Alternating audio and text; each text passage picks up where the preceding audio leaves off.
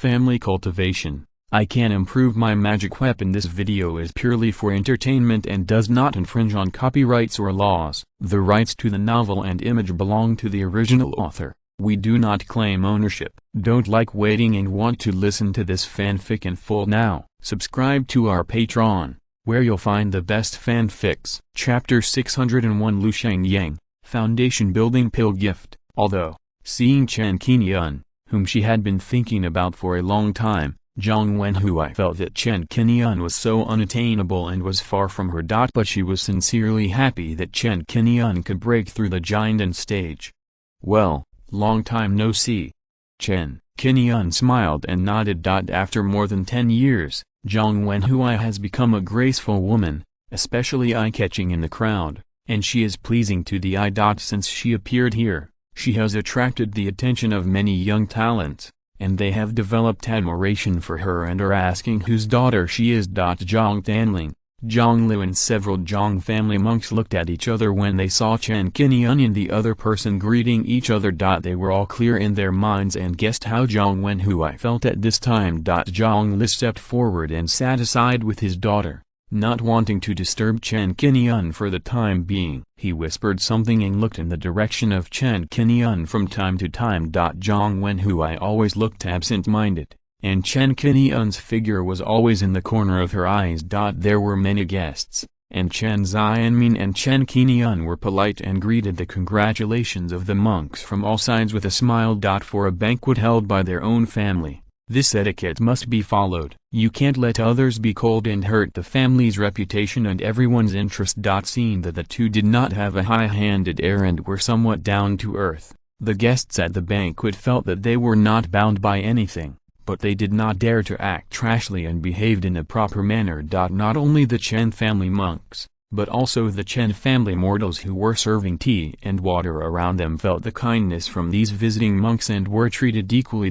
With two giant monks, it is no exaggeration to say that if one person succeeds, the whole family will rise to heaven. In the eyes of these guests, it is difficult to guarantee whether any of these mortals will be the nephews, grandsons, etc. of Chen Xianmin and Chen Qingyun. Naturally, they have to treat them politely to avoid leaving a bad impression. Being treated politely by the immortal cultivators, these mortals of the Chen family felt proud of themselves, and their faces were shining. They felt more belonging and worked more actively. Soon, uninvited cultivators began to visit. Jizhen, dressed in purple, appeared alone, came to send blessings to Chen Xianmin and the others, and brought a third-level spiritual medicine, Phyroganoderma lucidum, as a gift. Congratulations! Jizhen was quite surprised that Chen Qingyun and the others could form a pill so early. Before, in the secluded immortal mansion, several people had worked together, and the difference in strength between them was not that big. This time, they met again, and they all broke through to the golden pill stage. This is really a difference of heaven and earth. After Jizhen, Bai Yining and Chen Qingfeng also came one after another. Compared with Jizhen's surprise, Bai Yining had long expected that Chen Qingyun and Chen Xianmin would form a pill in the next few years. After congratulating, she followed Chen Qingfeng and sat down next to Jizhen. The appearance of these two daughters of heaven attracted the attention of many people around, and almost everyone knew them.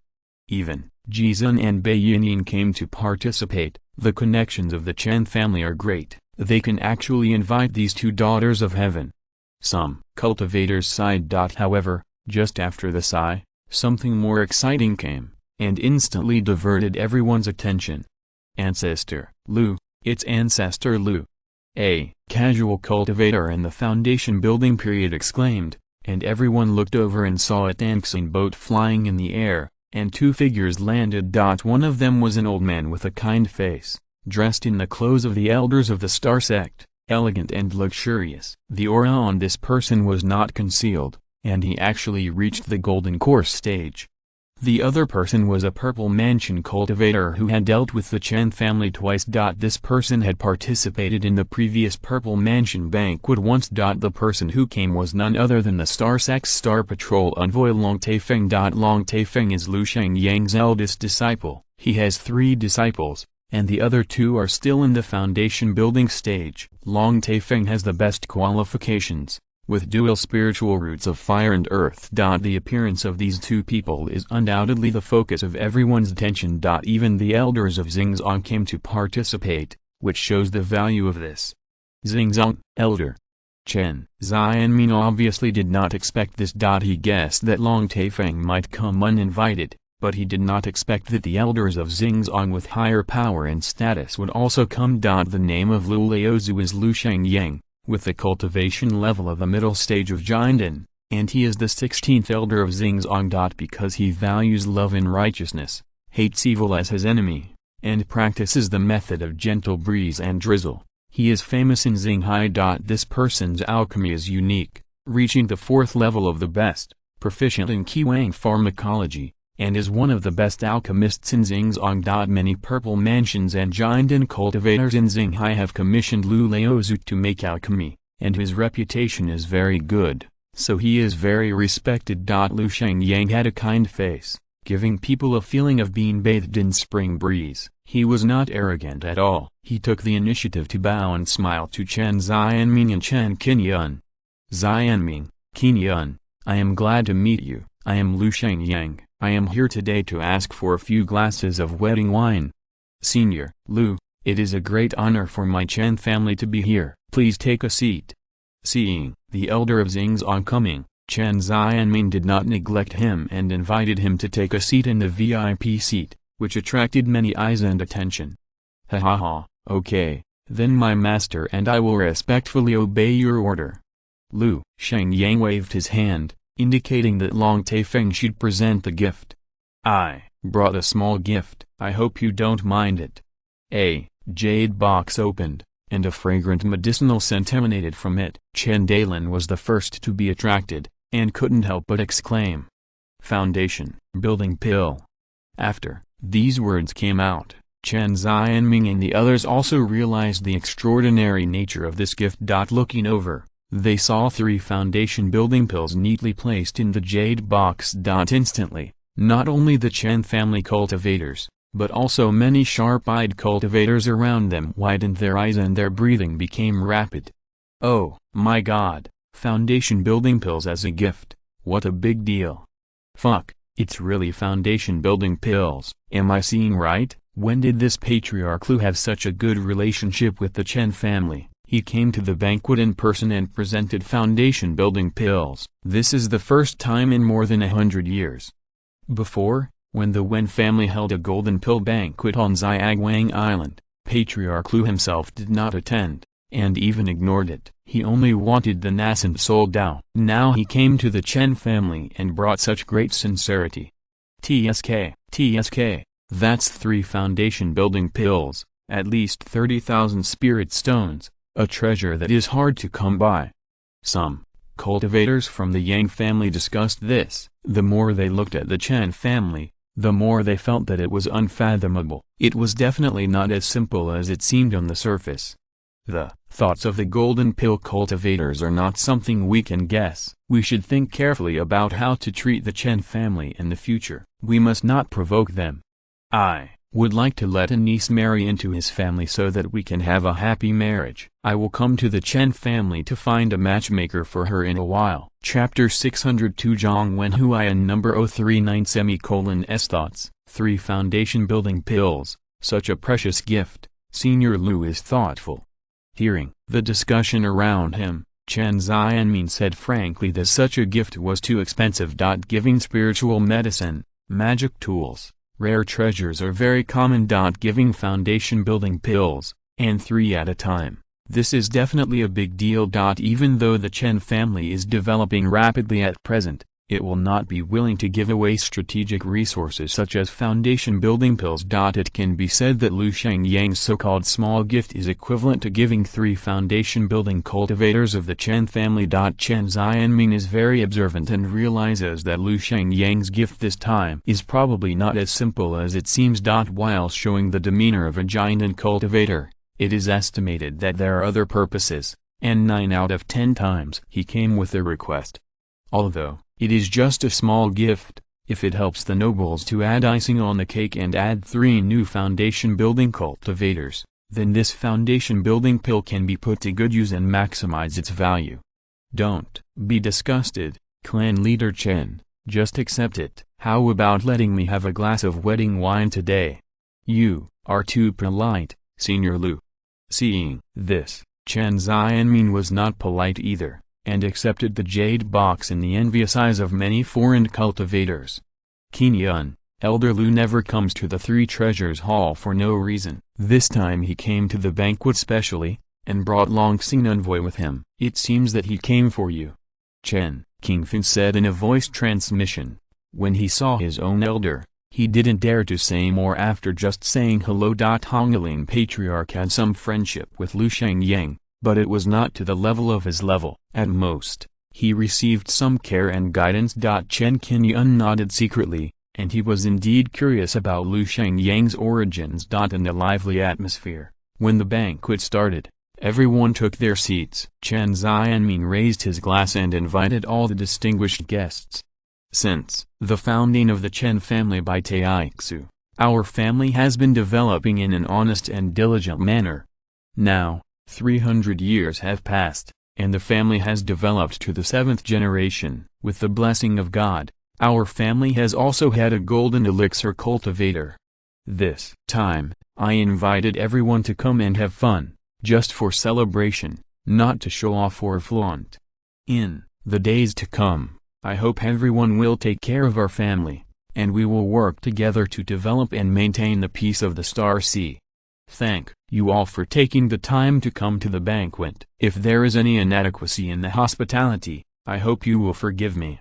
After Chen Xianmin finished speaking, many cultivators raised their glasses and celebrated together, and the atmosphere became more joyous and lively. At the banquet, everyone was talking and discussing, and most of the topics were about Chen Qingyun and Chen Xianmin, whether it was out of admiration for the giant and cultivators or optimism about the future potential of the Chen family. Today's giant and banquet is enough to establish the prestige of the Chen family and further expand its influence. After 3 rounds of wine and 5 flavors of dishes. This banquet lasted a whole day. Chen Xianmin and Chen Qingyun were undoubtedly the focus of attention, and they were toasted and congratulated by many cultivators. That's all the things that happened at the banquet. During this period, Zhang Wenhuai's eyes fell on Chen Qingyun from time to time, and a hint of bitterness always appeared on her face. She wanted to go and congratulate Chen Qingyun several times, but she couldn't take a step.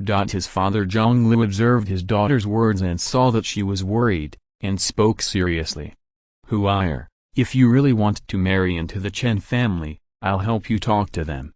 If you don't take the initiative now, you may not have a chance when Qingyun gets married in the future. No need, father.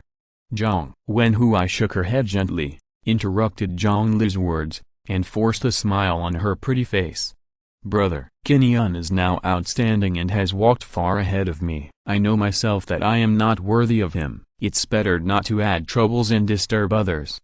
Zhang Lu is an experienced person. He knows that many things in the world are not satisfactory. The love between people is more difficult to settle. When he thought of this, he felt very bitter in his heart and couldn't help sighing slightly.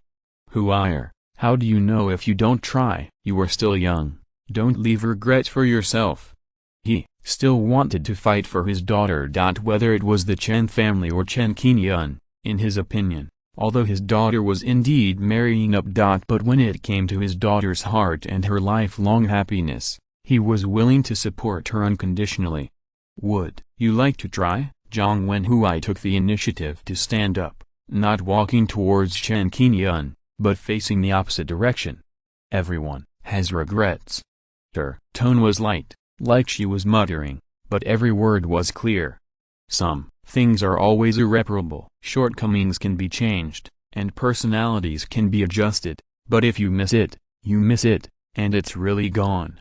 When she was still a young girl, she followed her grandfather to leave the family for the first time and was attacked by demon cultivators on a deserted island in the sea. At that time, when she saw Chen Qingyun for the first time, She witnessed the peerless style of riding the wind and sword to eliminate demons in the world, and her admiration for him quietly sprouted in her heart. Then, after many contacts later, she was deeply attracted by Chen Qingyun's personality, and she kept paying attention to him, and she felt nostalgic. Finally, knowing her own gap, she began to catch up with him wholeheartedly, unwilling to miss him. With these efforts, she has tried her best with her limited talents and resources. In the small Zhang family, her glory after becoming a foundation-building cultivator was deeply praised and appreciated by the clan members. He is hailed as a genius that the Zhang family only sees once in 100 years. The youngest female foundation-building cultivator in the history of the Zhang family.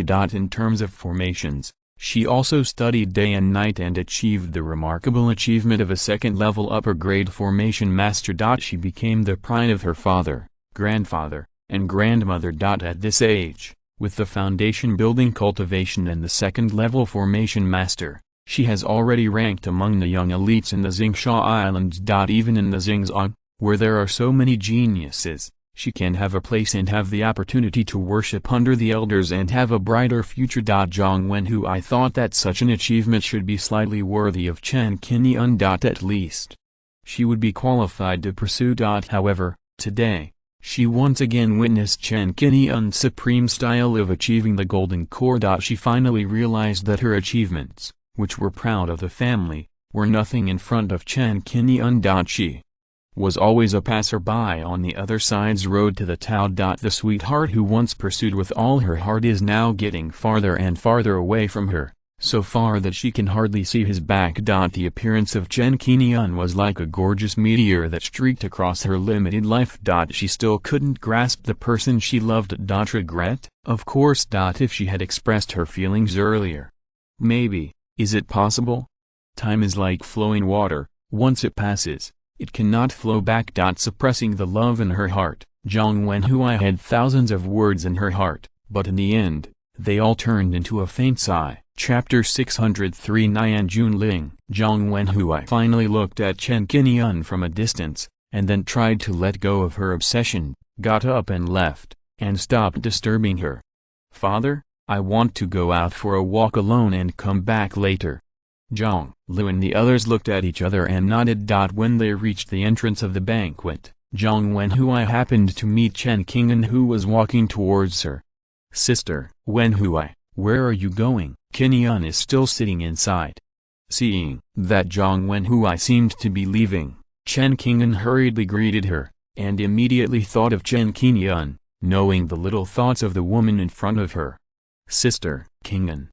Zhang Wenhui was worried, and when she saw Chen Qingyun, she squeezed out a smile on her face. Chen Qingyun understood the thoughts of girls very well. After just a few glances, she guessed that Zhang Wenhui's reaction at this time was probably related to Chen Qingyun. Seeing that the person you like is so outstanding and has achieved great achievements, you will be happy, but you will also start to doubt yourself and feel that you are not worthy of the other person. Girls understand girls' thoughts best. It's not so busy now. Chen Qingyun and others were also there to help at the banquet. Chen Qingyun invited Zhang Wenhui to walk with him, taking her out to enjoy the spring scenery and relieve her mood. Zhang Wenhui was depressed and unhappy all the way. Chen Qingyun took the initiative to find topics and talked about some interesting things about the family, hoping to make Zhang Wenhui laugh more. Zhang Wenhui was very sensible and understood Chen Qingyun's intention. The two walked for a while, and after walking around, Zhang Wenhui stopped, raised her head and looked into Chen Qingyun's eyes, and asked seriously, Sister Qingyun, what kind of girl does brother Qingyun like? After asking this question, she regretted it again, and her cheeks flushed. Chen Qingyun smiled slightly and answered seriously, I think the type is not important, the important thing is that he likes it. Yeah. He likes it. Zhang Wenhui nodded slowly and continued to follow a few steps. When they were almost back to the banquet, with only the last section to go, she hesitated for a moment, but still took out a string of bells that she had treasured for a long time. Sister Qingyun, this is for you. Thank you for taking me out to relax. Zhang Wenhui smiled, and the bells in her hand were green, connected by a beautiful bracelet, with a total of 3. The bells were also carved with white cloud patterns, which were very delicate and looked particularly beautiful. Chen Qingyun took the bells and took a look at them. He saw something, and his eyes couldn't help showing tenderness, and he looked at Zhang Wenhui very seriously. "This, are you really going to give it to me?" This question immediately touched Zhang Wenhui's heart. Zhang Wenhui lowered her head, looked at her toes, and nodded after a moment of silence. "Sister, Lu Yu is very good, I will sincerely bless them." Looking at the bells that were specially made into green, with white cloud patterns carved on them, such decorations, plus the original meaning of the bells. Chen Qingyun suddenly realized and suddenly felt a little sorry for Zhang Wenhui. She didn't know what to say, so she looked at Zhang Wenhui with some heartache and asked softly, "What's the name of this bell?" "Nianjun bell." This Nianjun bell was carefully made by Zhang Wenhui for a long time. After it was made, she always wanted to give it to Chen Qingyun as a gift. Originally, she wanted to wait until her cultivation level was higher and she broke through the purple mansion stage, so that she could happily go to Chen Qingyun and give him the bell. Now, Chen Qingyun is getting farther and farther away, so far that he is unattainable, and this string of bells seems to have lost the meaning of giving. Next, on the way back, the two of them didn't speak until they said goodbye, and Zhang Wenhui broke the silence. "Sister, Qingyun, after this time, I won't come here often in the future. Take care of yourself. I hope you all are well." "Okay, you too."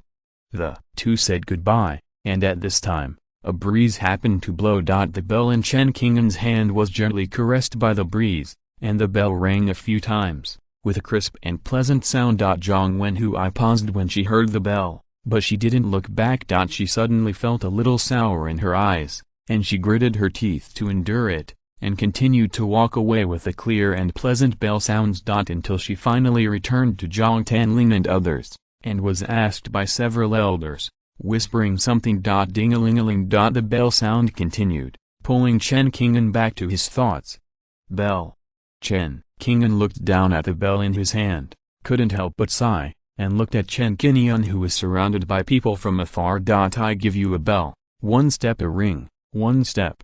One thought. This small bell is not a magic weapon, but it contains the joy and love of a girl. This is Zhang Wenhui's intention. It turns out that this bell is to be given to Qingyun. However, at this point in time, Wenhui felt it was not appropriate. Chen Qingyun was touched and carefully put the bell away, waiting to tell Chen Qingyun in the future to give it to the person who really deserves it. After returning, Zhang Wenhui became taciturn and less lively than usual. Zhang Lu and Zhang Tanling felt bad when they saw this. But they also respected Zhang Wenhui's decision. Being able to take and let go is also something that people must learn in their lives. The rugged immortal road is a long and arduous road. As you go further along this road, time will not spare you. On the way, you will inevitably experience the helplessness of your beloved and your best friends turning into dust. First.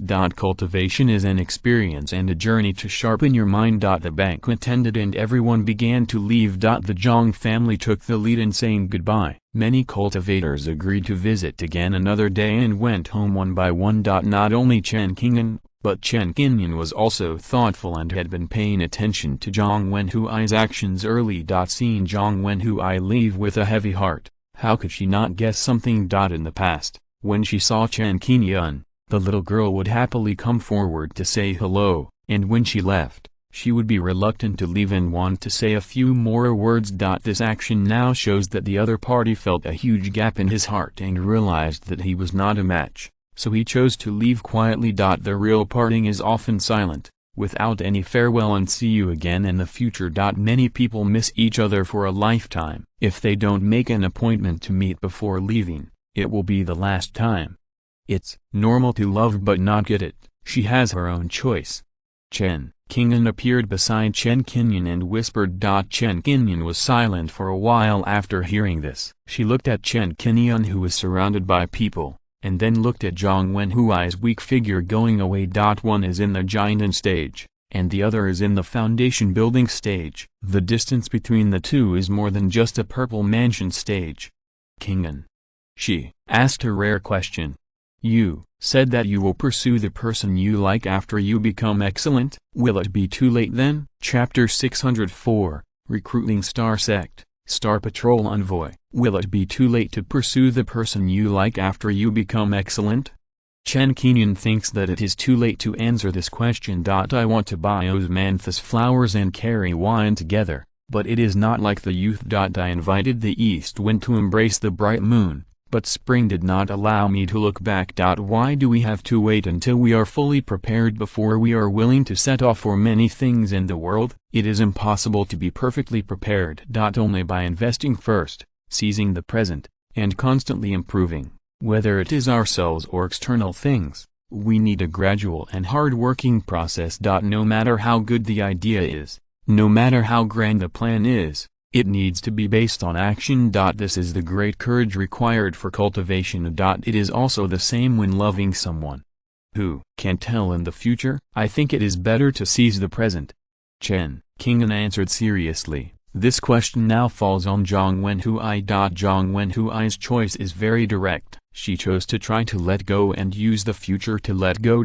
Because she knew clearly that she could not catch up with Chen Qingyun's pace with her own efforts and limited family resources. The Purple Mansion stage is still far away, not to mention the Golden Core stage. Chen Qingyun and Chen Qingyun looked at each other and sighed. They didn't say much and couldn't interfere. After the banquet, most of the guests left. Master Lu Shengyang and his apprentice did not leave, saying that they had important matters to discuss and were invited to stay on the island temporarily. At night, the Chen family returned to its old atmosphere. In the family hall, Chen Qingyun and Chen Xianming entertained Master Lu Shengyang and his apprentice. As for this Golden Core ancestor, the two didn't know much, but heard it from hearsay, and only knew that the other party had a good reputation. Lu Shengyang was not a person who liked to chat. He made a few simple polite remarks and then went straight to the point. I don't like to waste time. To be honest, I came here to celebrate today for one reason.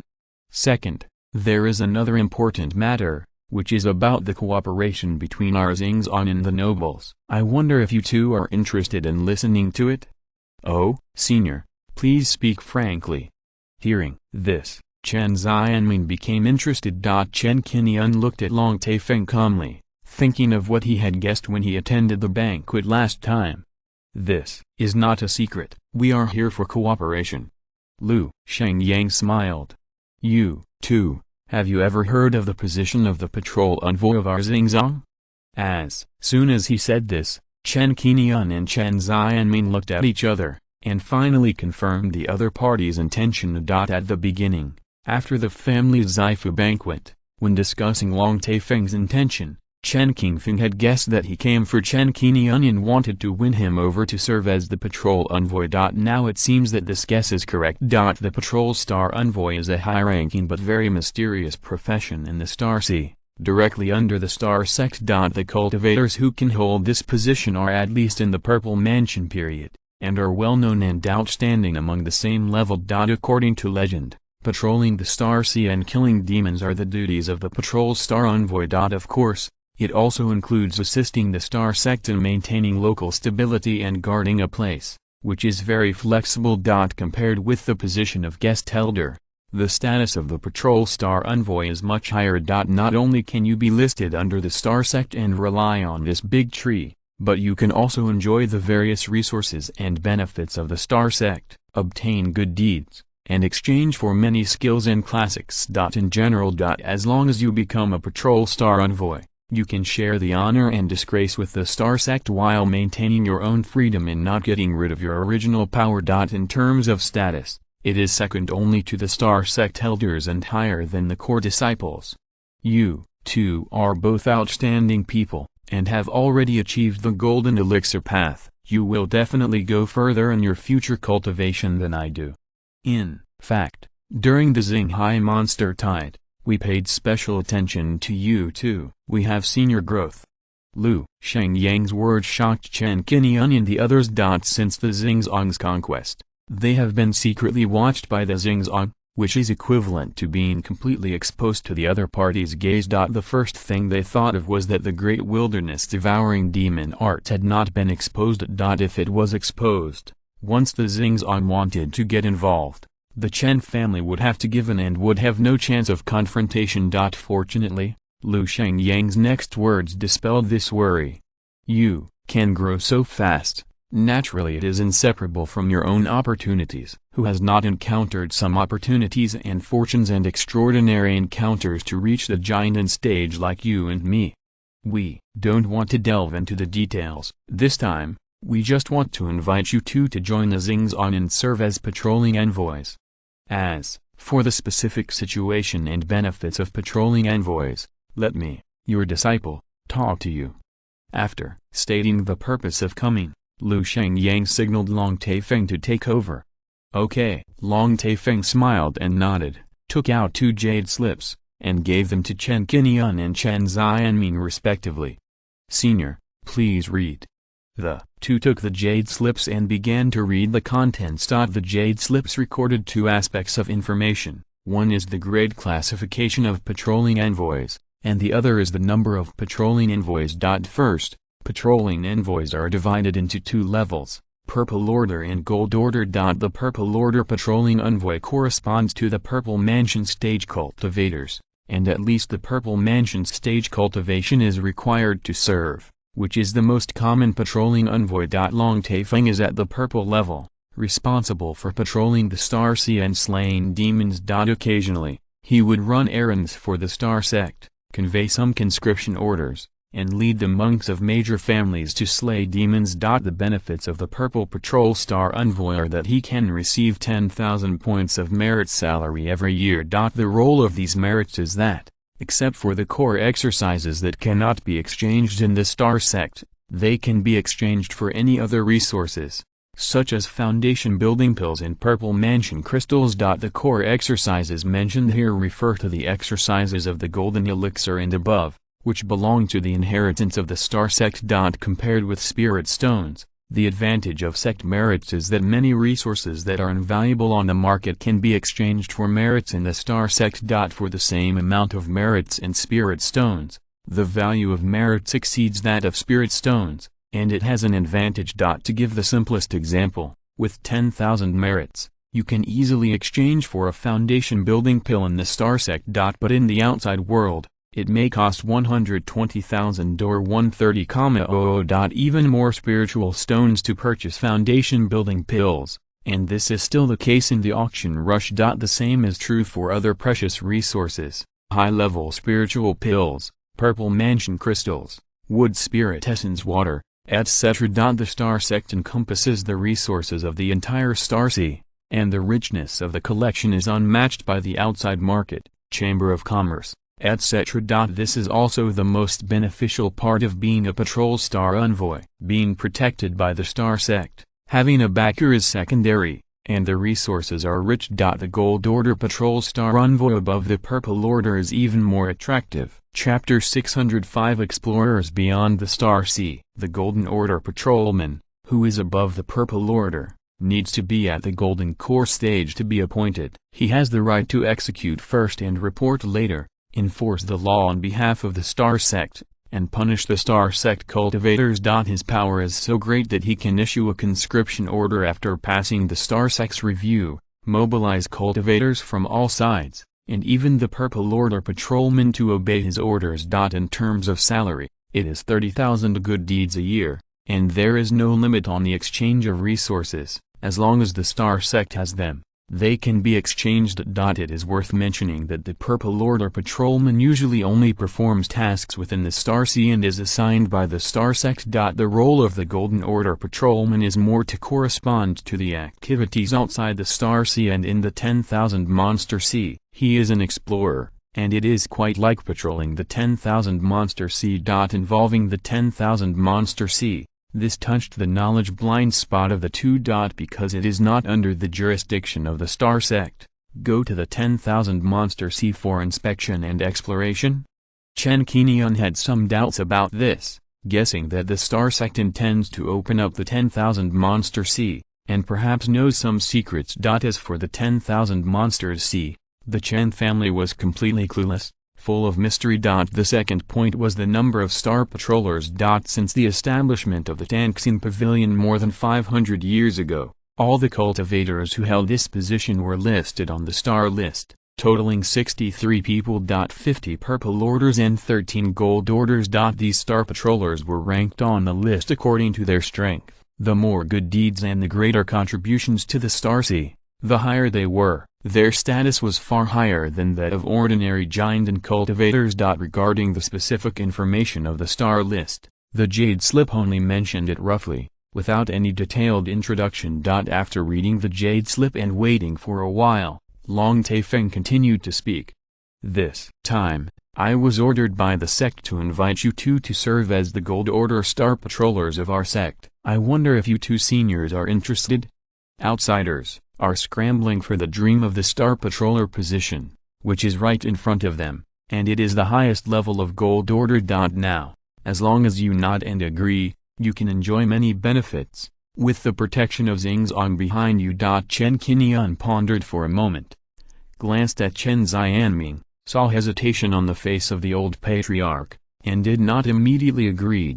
Long Taifeng observed his words and immediately explained, to become a Golden Order Patrol Star Envoy, you do not need to leave your original power, nor does it restrict your freedom. You can receive merits every year when the term expires. The only thing you need to pay attention to is that in Xinghai or when Xingzong faces a huge threat, you just need to accept the war. On weekdays, you can also take the initiative to take over some tasks to earn extra merits. There are no rigid requirements for these, and it all depends on your own intentions.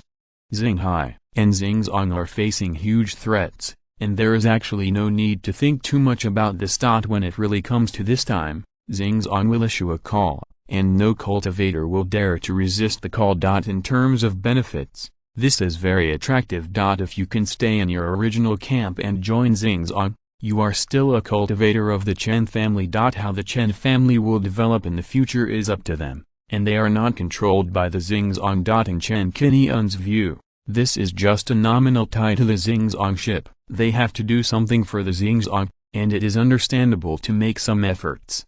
If you have any concerns, please raise them.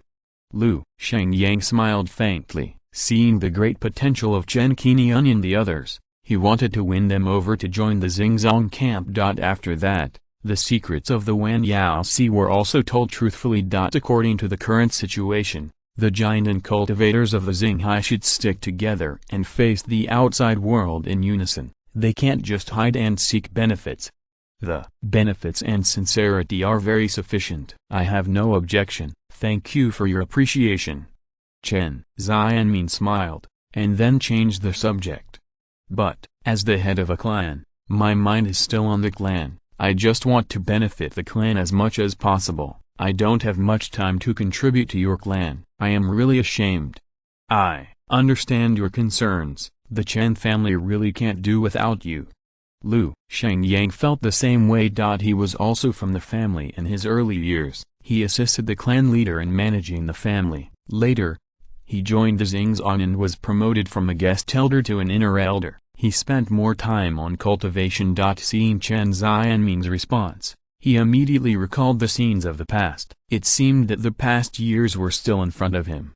But looking back, it was already 100 years. Time is really unforgiving. Seeing Chen Xianming's polite refusal, Lu Shengyang turned his gaze to Chen Qingyun and asked, "Fellow Taoist Chen, what do you think? Are you willing to take over the position of the Golden Order Patrol Envoy?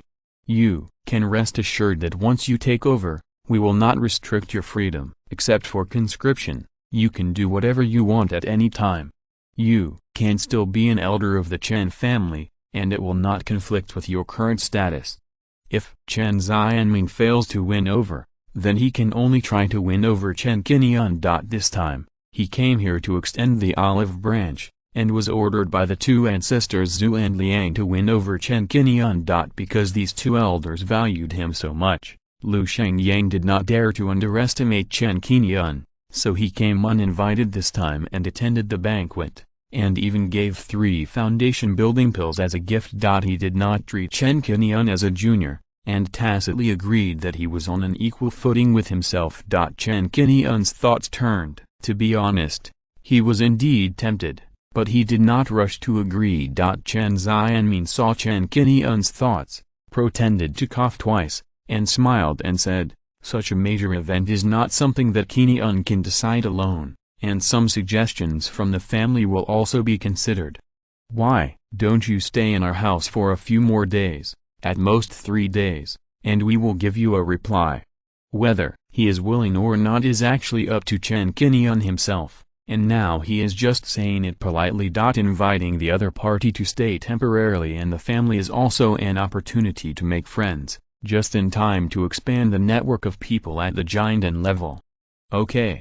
There is plenty of time, and it is no problem to stay for a few more days, so Lu Shengyang readily agreed. In the next few days, Lu Shengyang and his apprentice stayed temporarily in the Chen family. During this period, Chen Xianmin played the role of host and warmly entertained several younger generations of the family. Chen Daoran and others showed their faces in front of the 2 masters and apprentices.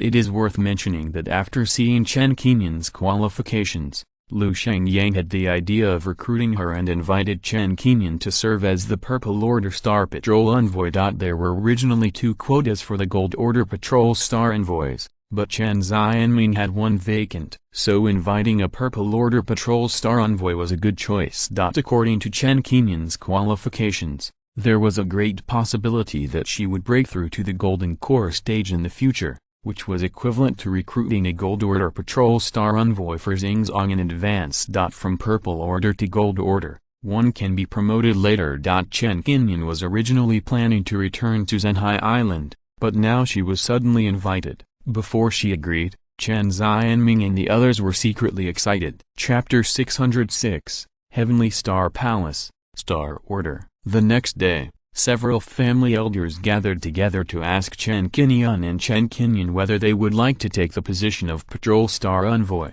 Even if there is only 1 Patrol Star Envoy in the family, it will greatly enhance the family's prestige. Some resources that the family does not have can also be obtained through the stable channel of Star Sect. I can take the position. Chen Qingyun was the first to respond. There is actually nothing to consider. It is much better than being invited by Lingbao Mountain to serve as a guest elder. The Patrol Star Envoy is respected in the Star Sea and is a golden signboard. It can greatly enhance the family's influence, expand the network and foundation, and it is a blessing. Not bad.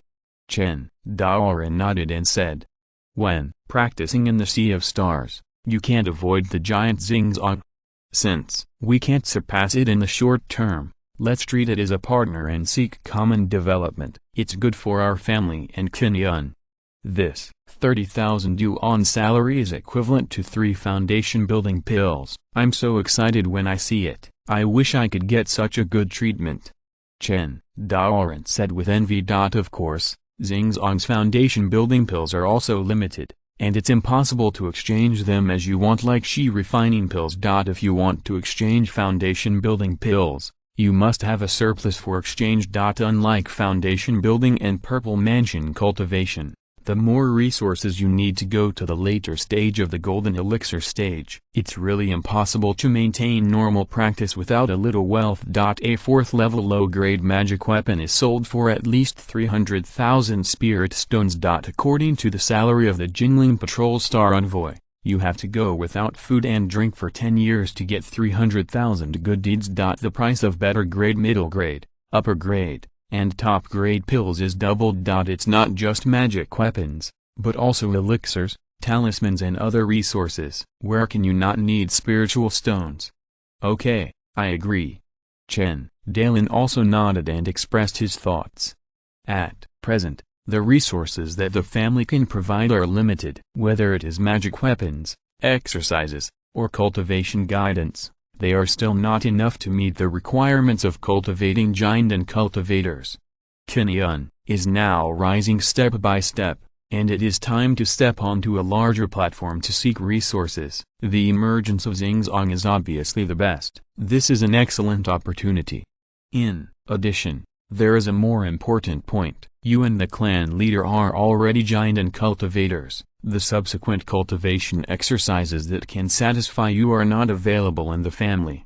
Among the people present, the highest grade exercise is Chen Qingyun's 5 elements body incarnation, which can reach the nascent soul stage. The second is Great Wilderness Devouring Demon Art, which can assist in forming elixirs and can be cultivated to the peak of the giant and stage at most. Going down the ceiling of those exercises is the Purple Mansion stage, and more can only be cultivated to the Foundation Establishment stage. In the Star Sea, the reason why the Qi refining to the Purple Mansion grade can be easily bought on the market is that it is deliberately released by the Star Sect and strictly priced. This is not a bottleneck resource. However, when it comes to the Golden Core stage, this is a secret of each family and can be treasured as a legacy. The Chen family was founded by the foundation building cultivator Chen Taixu. Because of his limited ability and experience, there is no golden core technique among the techniques passed down. So in order to meet the needs of future practice, Chen Qingyun and Chen Xianmin both need to find a golden core technique to practice. It is best to be able to fit their own spiritual roots, mainly with fire attributes or gold attributes. If it is not available on the market, it can only be obtained by chance. The safest way is to join the sect.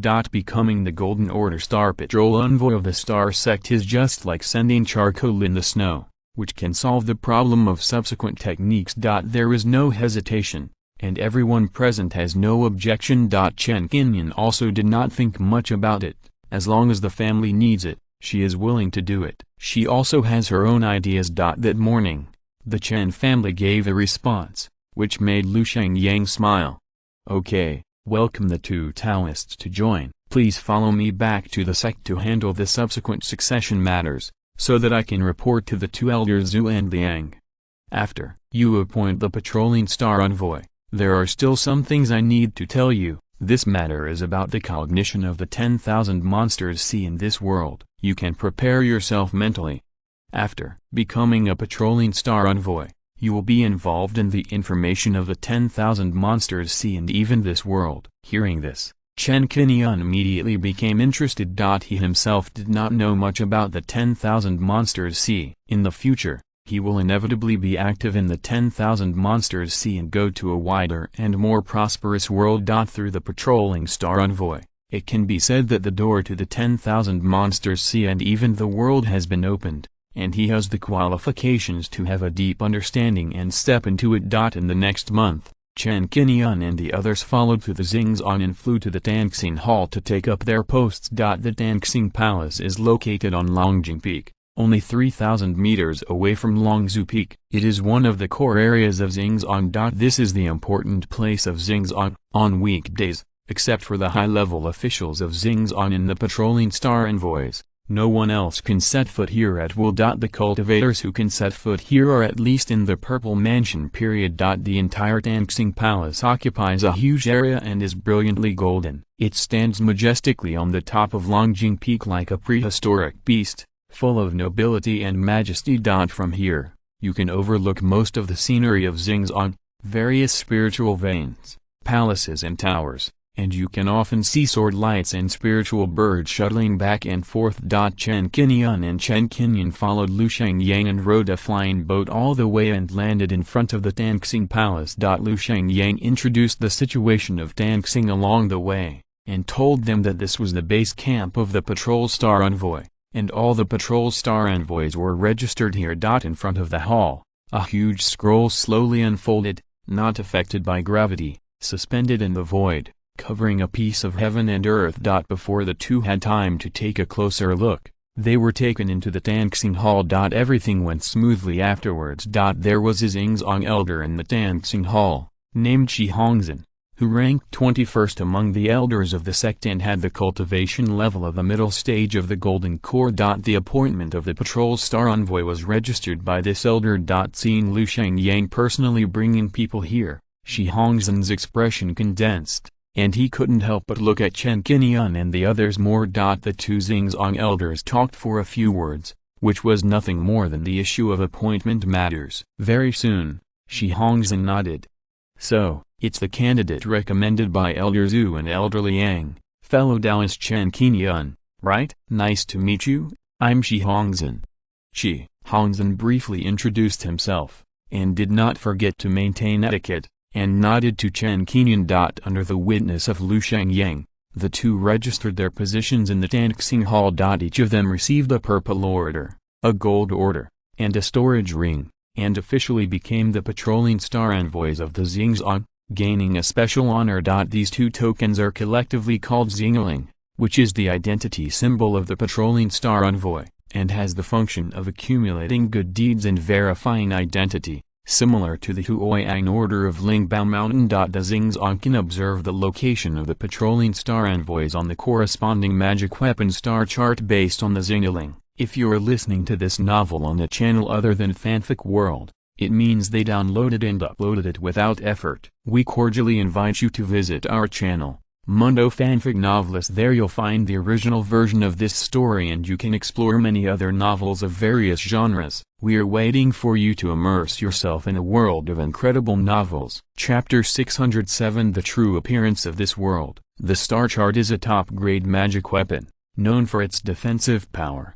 When unfolded, it can protect an island. For more than 500 years, this treasure has begun to serve the Tanxing Palace to record the status and position of the major patrolling envoys. Two kinds of stars, purple and gold, are lit up in the star chart. So far, there are a total of 65 stars, each corresponding to a patrolling envoy.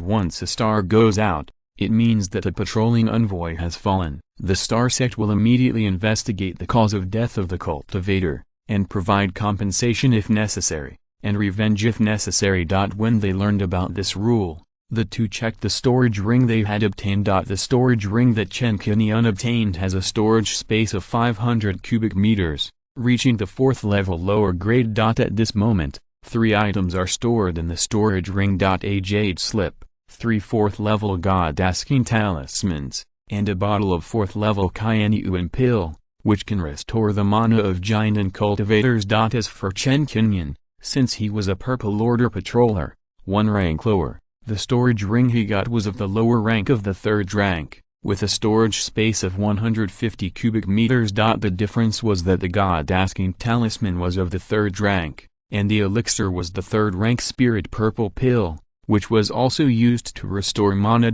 Becoming a patroller would get these rewards, and the star sect was very generous and unsparing in this regard. According to Shi Hongzhen's introduction, the reason for the god-asking talisman was to explore intelligence and interrogate some key information when fighting against foreign enemies. The most noteworthy thing was the jade slip. The jade slips of the two people were the same, and they recorded information about the 10,000 monsters sea, which was a very important link and could fill in some cognition. You, too, have become patrollers, and you can enter and exit the Tanxing Palace freely in the future. If you want to take over the task, you can come to consult me directly, and you can also ask if you have any doubts. Shi Hongzhen looked solemn, and after giving instructions, he was busy sorting out the information recorded and sent in many communication talismans. Combined with the information collected by the Xingzong Intelligence Network, they are organized into tasks one by one. When these tasks are completed, they will be handed over to the 6 purple mansion monks in the surrounding area for assignment, so that each patrol star envoy can take on the task and earn good deeds. These tasks are listed uniformly on the task column, which can be read by spiritual sense contact, and are clear at a glance. Chen Qingyun took a quick look and found that most of them were mainly guarding the outer islands of Xingzong and clearing monsters from all over the place. Occasionally, there will be tasks to cooperate in groups and go deep into the sea of 10,000 monsters. The Tanxing Hall is relatively deserted, with only a dozen people coming and going. Half of them are ordinary maids, responsible for cleaning, organizing books and other chores. When he came here, Chen Qingyun only saw a purple order patrol star envoy looking for tasks, intending to earn good deeds. The star order is hung around the waist as a symbol of identity, which is easy to identify. Please, excuse me, I have something to tell you this time, maybe it can answer some of your doubts. Lu Xiangyang smiled faintly and invited the two to sit down in the private room next to him. After Immortal Maid served tea, he was ready to start popularizing some knowledge. The two guessed something and listened carefully. Lu Xiangyang showed a bit of confusion, but his tone was very serious. First of all, let me ask a question. On an ordinary night, when you accidentally look up at the starry sky and look at the stars, have you ever thought about what kind of world there is outside the sea of stars we are in? Lu Xiangyang's voice was a little ethereal, as if he was mumbling to himself, asking himself this question. Chen Qingyun's expression moved. He had worked hard to understand this world since the day he traveled through time. He read his memory and read some books. Now not only the cultivators, but even mortals know that the world they are in is called the Sea of Stars. Beyond the Sea of Stars is the vast and mysterious Sea of Monsters. As for the scenery and environment of the Sea of Thousand Monsters, I saw it for the first time when I followed the 5 major sects to the secluded Immortal Palace a few years ago. It was a blue sea that was even more vast than the Star Sea, with few islands. The entire sea area seemed endless and had no edge. A very big sea. That was the first impression. At this moment, Lu Xiangyang's face was confused, so the Sea of Thousand Monsters was obviously not too simple. What they knew must be very simple. Chen Qingyun also listened quietly. Seeing that the two of them were listening carefully, Lu Xiangyang continued. Everyone knows that the Star Sea is vast and is divided into the Inner Star Sea and the Outer Star Sea. The area of the Outer Star Sea is already very vast. Many people cannot cross it and set foot in every area in their lifetime. Speaking of the Sea of Thousand Monsters, people will think that it is a wild sea that has not yet been opened up, full of strangeness and unknown dangers, waiting for us to explore. Chen Qingyun nodded slowly. In his cognition, the known worldview is like this. Chen Qingyun, like Chen Qingyun, only had this much knowledge about this. But now that he thought about it carefully, Lu Xiangyang's next words might require them to reorganize their worldview. The two listened carefully, and Lu Xiangyang did not keep them in suspense and began to tell the story seriously. In fact, the Xinghai world we're in is just the tip of the iceberg in the entire inland sea. This inland sea is an inland sea area surrounded by a continent, so it is called this. In this inland sea, our Xinghai is located in the central area, surrounded by the Wanyao Sea. In addition to the Wanyao Sea, there are also 5 other sea areas. With the Star Sea and the 10,000 Monsters Sea, there are 7 seas that divide the inner sea. Outside the Star Sea is the 10,000 Monsters Sea, and with the other 5 seas, it is actually an inner sea wrapped by a continent. As soon as this sentence came out, it hit Chen Qingyun and the others' nerves, causing them to gasp and feel quite shocked. Inner sea. Chen Qingyun muttered to himself, and a big wave of emotion was stirred up in his heart. A blurred version of the world map began to emerge in his mind. The inner sea is so large that it cannot be measured. I guess it is at least 100 times larger than the Star Sea.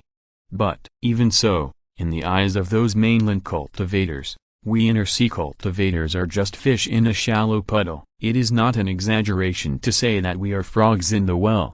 Lu Xiangyang sighed for a long time, and a sense of powerlessness emerged in his heart. Our Star Sea only occupies a small area of the inner sea, and is the smallest of the 7 seas. Every time I think of the vast world outside, I feel like a frog in the well, waiting to jump out of the well cage and go to the outside world. Little did I know that there is a puddle outside the well. After another leap, I can really step into the land world. Paying attention to Lu Xiangyang's expression, Chen Qingyun realized that his worldview was about to be refreshed. The doubts in his heart also needed to be answered urgently, so he couldn't help asking. You said there are 7 seas in the inner sea, so what are the other 5 seas besides the Star Sea and the 10,000 Monsters Sea? Chapter 608 Beyond the Puddle, Xingzong's Goal. Lu Xiangyang looked serious and answered carefully. These 7 sea areas are, in order, the Sea of 10,000 Monsters, the Sea of Thunder Spirits, the Sea of Sharks, the Sea of Illusions, the Sea of Misty Blood, the Sea of Boundary, and our Sea of Stars. The 7 seas divided the inland seas and separated each other, giving birth to splendid civilizations with their own characteristics. In the future, if you have the opportunity, you can go see more and get to know this new world. The star patrolling envoy we set up, at the Purple Order level, is to assist the Star Sect in protecting the Star Sea, which is the territory we rely on for survival. The Golden Order Star Patroller mainly explores the other 6 sea areas. It is best to try to cross the Boundary Sea and land on the mainland. Boundary Sea, is this the outermost sea area of the Inland Sea? Chen Qingyun couldn't help but ask. He thought of that foreign fairy palace. According to the records of the Immortal Palace scroll, the location of this immortal palace is in the Boundary Sea. At that time, I didn't know where the Boundary Sea was, but now I finally know its general location. Yes, the Boundary Sea is the outermost sea area of the Sea of 10,000 Demons, which separates the mainland from us. Only by crossing the Boundary Sea can we have the opportunity to set foot in the mainland cultivation world. You can understand it this way: the Boundary Sea is a huge gap between the sea and the mainland. If we want to land ashore, we must cross this gap. There is no other way. Looking at the expressions of Chen Qingyun and the two, Lu Xiangyang could feel the same. After learning the truth about this world, he was also shocked. For a long time, he wanted to get out of the Sea of Stars and take a good look at the outside world. I know you are curious now. Since we are all in the Inland Sea, what is the continent outside the Inland Sea like? What I just said, who discovered it and why it was not made public, I am telling you now. These doubts really bother Chen Qingyun. Fellow Taoist, please continue. Chen Qingyun is thirsty for knowledge. Lu Xiangyang continued. First, answer the first question, the discovery of the Inland Sea. In fact, as early as the establishment of Star Sect, the ancestors realized that the Sea of 10,000 monsters was not simple, so they sent out a fleet of treasure ships to disperse into the Sea of 10,000 monsters to conduct in-depth exploration. But it's strange to say that all the monks sent out, whether they were in the Xifu stage or the Golden Core stage, never came back in the end. It wasn't until 634 years ago that a treasure ship returned to the Star Sea with many scars and brought back some exciting and thought-provoking news. Before this treasure ship set off, there were a total of 21 monks on board, 3 golden elixir monks, 13 people from Xifu, and 5 foundation builders. In the end, only one came back, golden elixir monk Qingyi Sanren. Qingyi Sanren came back this time, and the voyage diary he brought back contained detailed records of all kinds of bizarre experiences he encountered while wandering across the Sea of 10,000 Demons, and even during subsequent expeditions. It was also him who told us the truth about the existence of the other 6 sea areas. According to what he said, whether it is the Liling Sea, the Shark Sea, or the Fantasy Sea, any one of the 6 sea areas is much more powerful than our Star Sea, and has its own splendid civilization. Some of the monks who followed him died on the voyage, and many more chose to stay in the 6 sea areas to practice. The 10,000 monsters and sea monsters we talk about are rampant and dangerous. In fact, due to the poor resources and lack of spiritual islands, 3 camps of demon cultivators, and immortal cultivators have gradually developed. Among them, the side of demon cultivators is the most powerful. Having said this, Lu Xiangyang sighed again, and then showed a worried look. Wherever there are monks, disputes are inevitable. The leaders of the 6 sea areas have the ambition to unify the Inner Sea. They have been having constant disputes for many years, trying to annex the entire Inner Sea. We Star Sea monks seem to live in a peaceful paradise. We only need to fight against the Star Sea demon tide once every 100 years. In fact, from the scale of the Inner Sea, the Star Sea demon tide is just a small fight. When we face the invasion of other maritime forces, it will be truly precarious and the end will come. So, we are prepared for danger in times of peace. In order to deal with the danger, we have formulated 2 routes at the same time. First, continue to send monks to the 6 sea areas to infiltrate, collect information, and pay attention to their movements. If it's going to be detrimental to our Xinghai, it's better to be prepared and be on guard early. Second, it is to open up new territories and find new homes. Looking for a new home.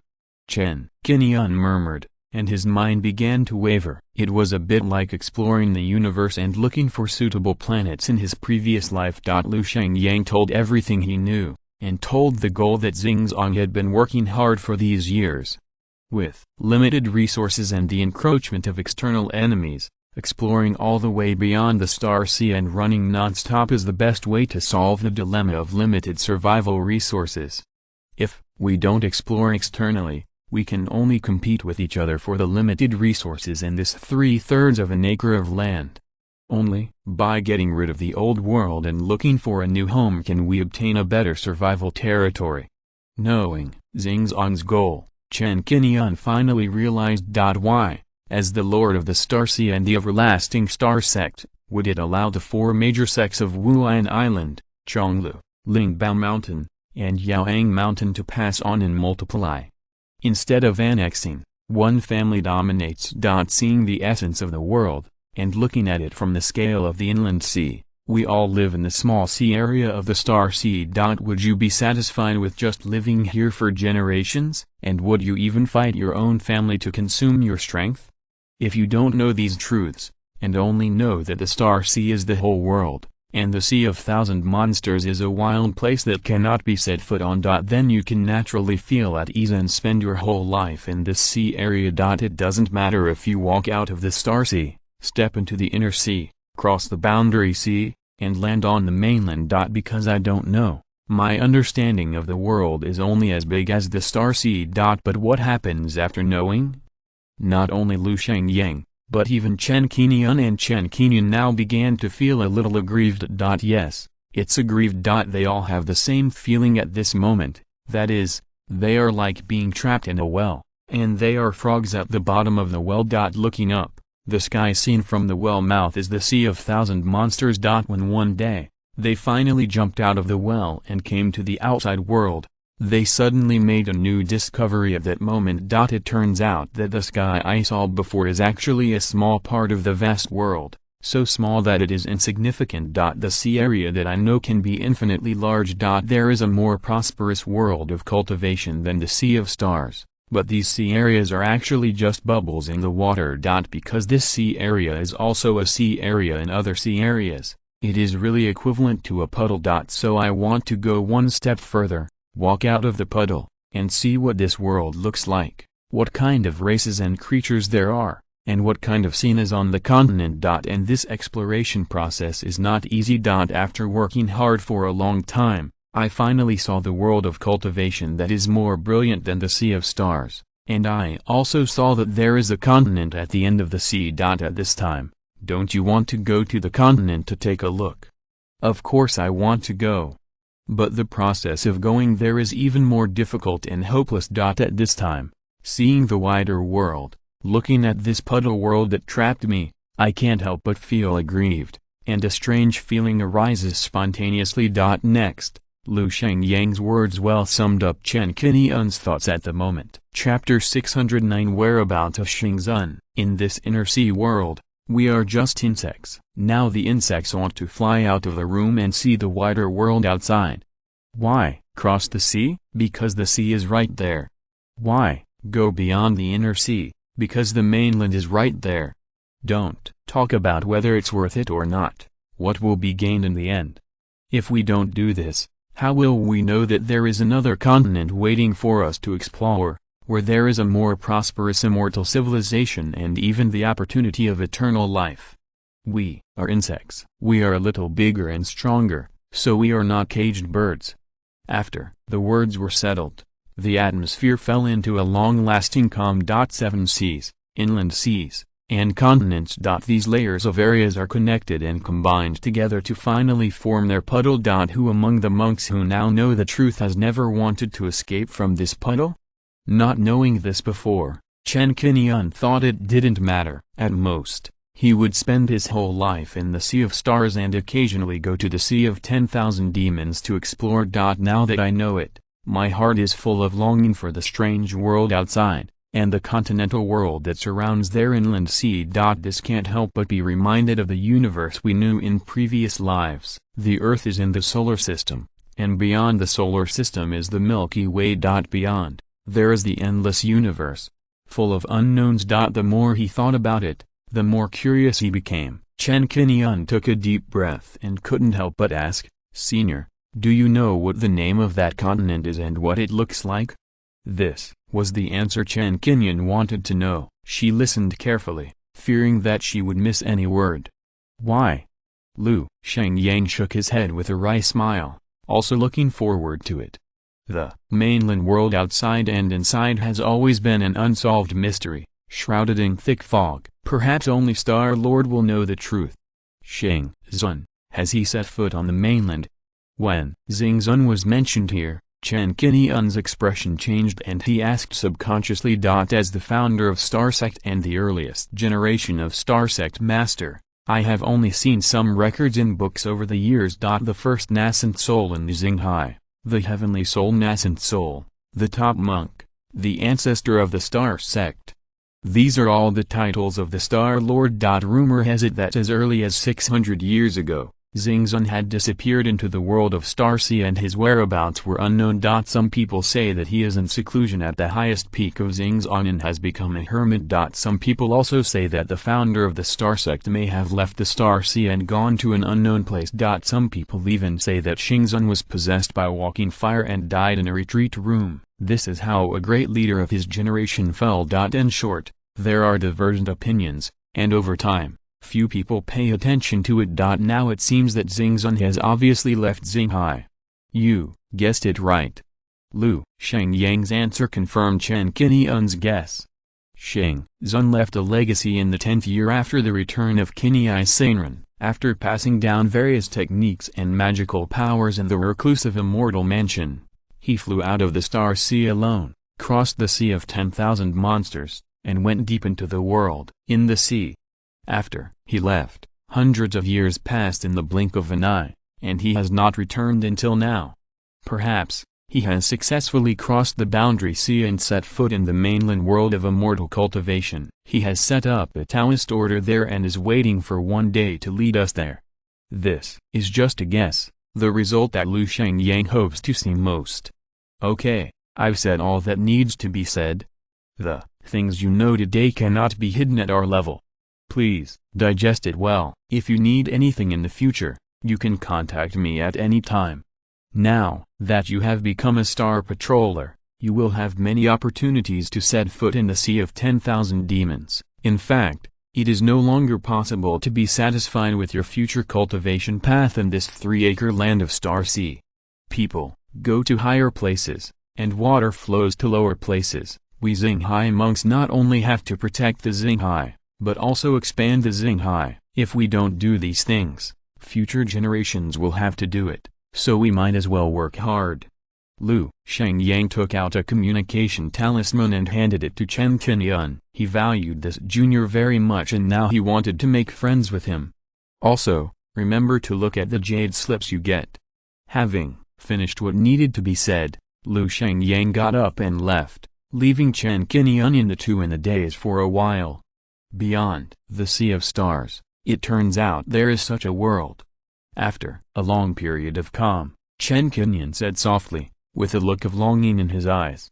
The world is so big, and it's not just a continent. There must be another world beyond the continent.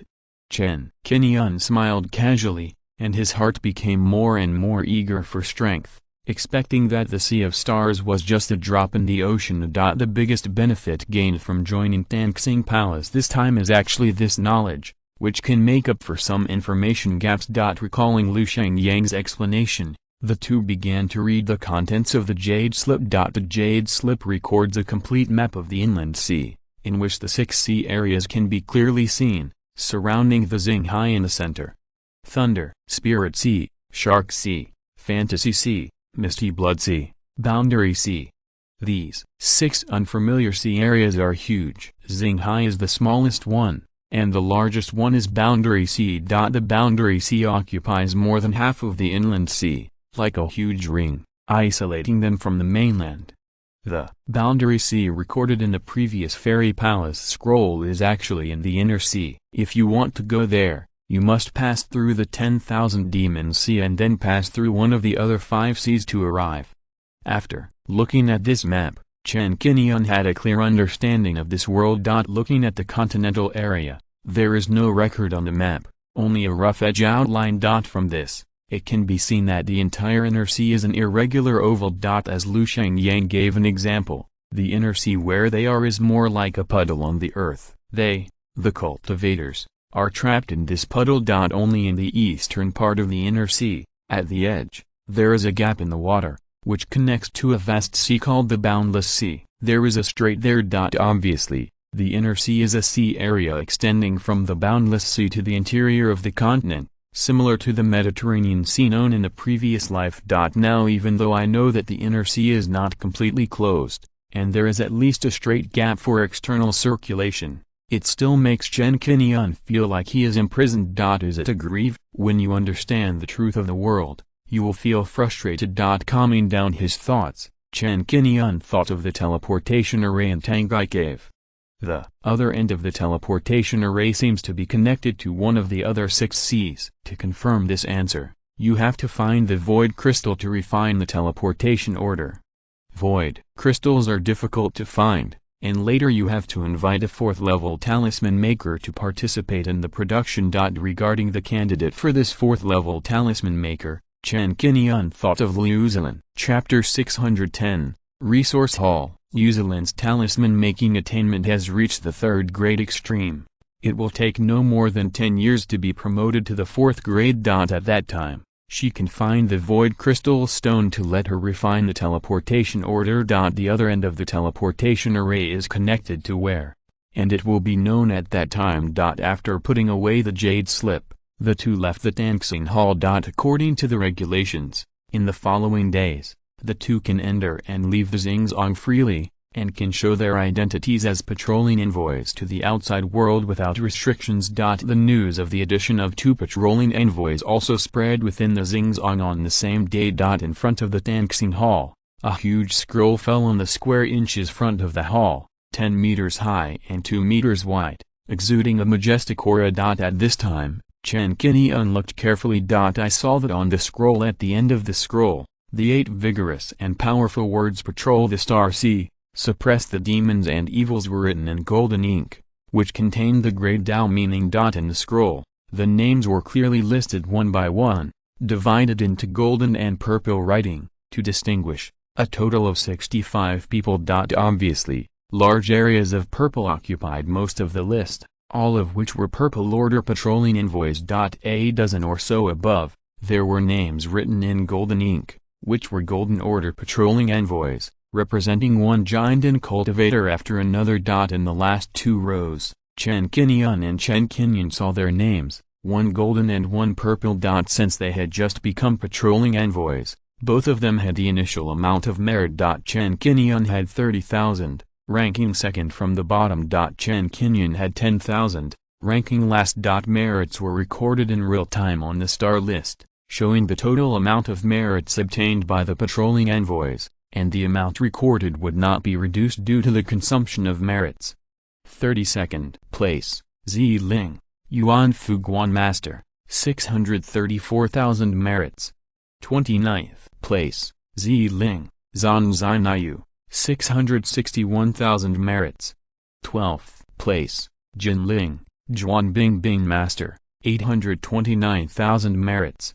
8th place, Hunyuan Shan, Jinling, 1,139,000 merits. Chen Qingyun looked at the names on the star list and paused when he saw the 8th place. Han Yuan Shan, Han Leozu from Yishi Island, turned out to be a Star Patrol envoy. It seems that many well-known masters in the Star Sea are on the list and have established cooperation with the Star Sect early on. All the best among the Purple Mansion cultivators, including any newly promoted Jiandan cultivators. As long as they are not from the other 4 major sects and are not born from evil demons and monsters, they will be recruited by the Star Sect. It can be said that it is possible to judge which cultivator in the Star Sea is strong or not, and whether he has a reputation. The most authoritative and convincing method is to see if the other party has been invited by the Star Sect to join the Tanxing Palace. Any cultivator who enters the Tanxing Palace and becomes a patrol star envoy is definitely not weak. This is the recognition from the Star Sect. Of course, this judgment only applies to cultivators outside the 5 major sects. The Purple Mansion and Golden Elixir cultivators in the 5 major sects will not join the Tanxing Palace.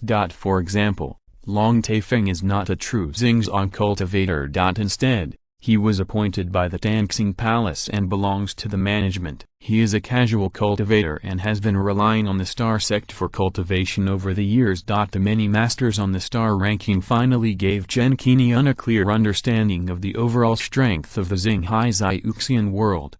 There are 14 giant cultivators on the star ranking, plus the 5 major sects. The number of giant cultivators in the entire Xinghai will not exceed 100 at most. Among the 5 major sects, Xingzong has the most giant cultivators, occupying an absolute advantage, with 46 of them showing to the outside world. More than half of the giant cultivators stationed on the 36 outer islands of Xingzong are Jinling patrol envoys, and the inner islands are guarded by Xingzong elders. The number of giant cultivators in the 4 major sects, Wuan Island, Lingbao Mountain, Yaoang Mountain and Chonglu, is not much different. Among them, Lingbao Mountain is the most familiar to Chen Qingyun. After all, he has been there for more than 2 years. There are 5 known giant cultivators, including Yang Jiazu, Qin Zixuan, Gong Yufeng, etc. This number of giant cultivators is much less than Chen Qingyun expected. It can be seen from this that the strength of Xinghai's cultivation world is not too strong. If you really look at the 10,000 monsters sea, it is estimated that it will not make much waves, let alone in the inner sea, which is no different from the novice village. As for the higher level nascent soul cultivators, Chen Qingyun only knew of Xingzun, who went deep into the sea of 1,000 monsters alone and has not returned for more than 100 years. But even so, without Xingzun's presence, Xingzong is still supreme in the Star Sea, and its status as a giant cannot be shaken. Not to mention that there are the most giant cultivators. Moreover, the top giant among them, Patriarch Zhu, Patriarch Liang, and Patriarch Hongling are enough to fight against many, and have the qualifications to impact the nascent soul stage. As for the Purple Mansion cultivators, this number is expected, and the number is considerable, with a ratio of about 100:1 with the giant cultivators. The appearance of the 2 new faces, Chen Qingyun and Chen Qingyun, attracted the attention of many Xingzong cultivators. On that day, the news that Tanxing Hall had added 2 new patrol envoys quickly spread throughout the Xingzong. Jinling and Xiling, 6th brother, 5th sister is really amazing. Upon hearing this news, Chen Qingfeng was sincerely happy.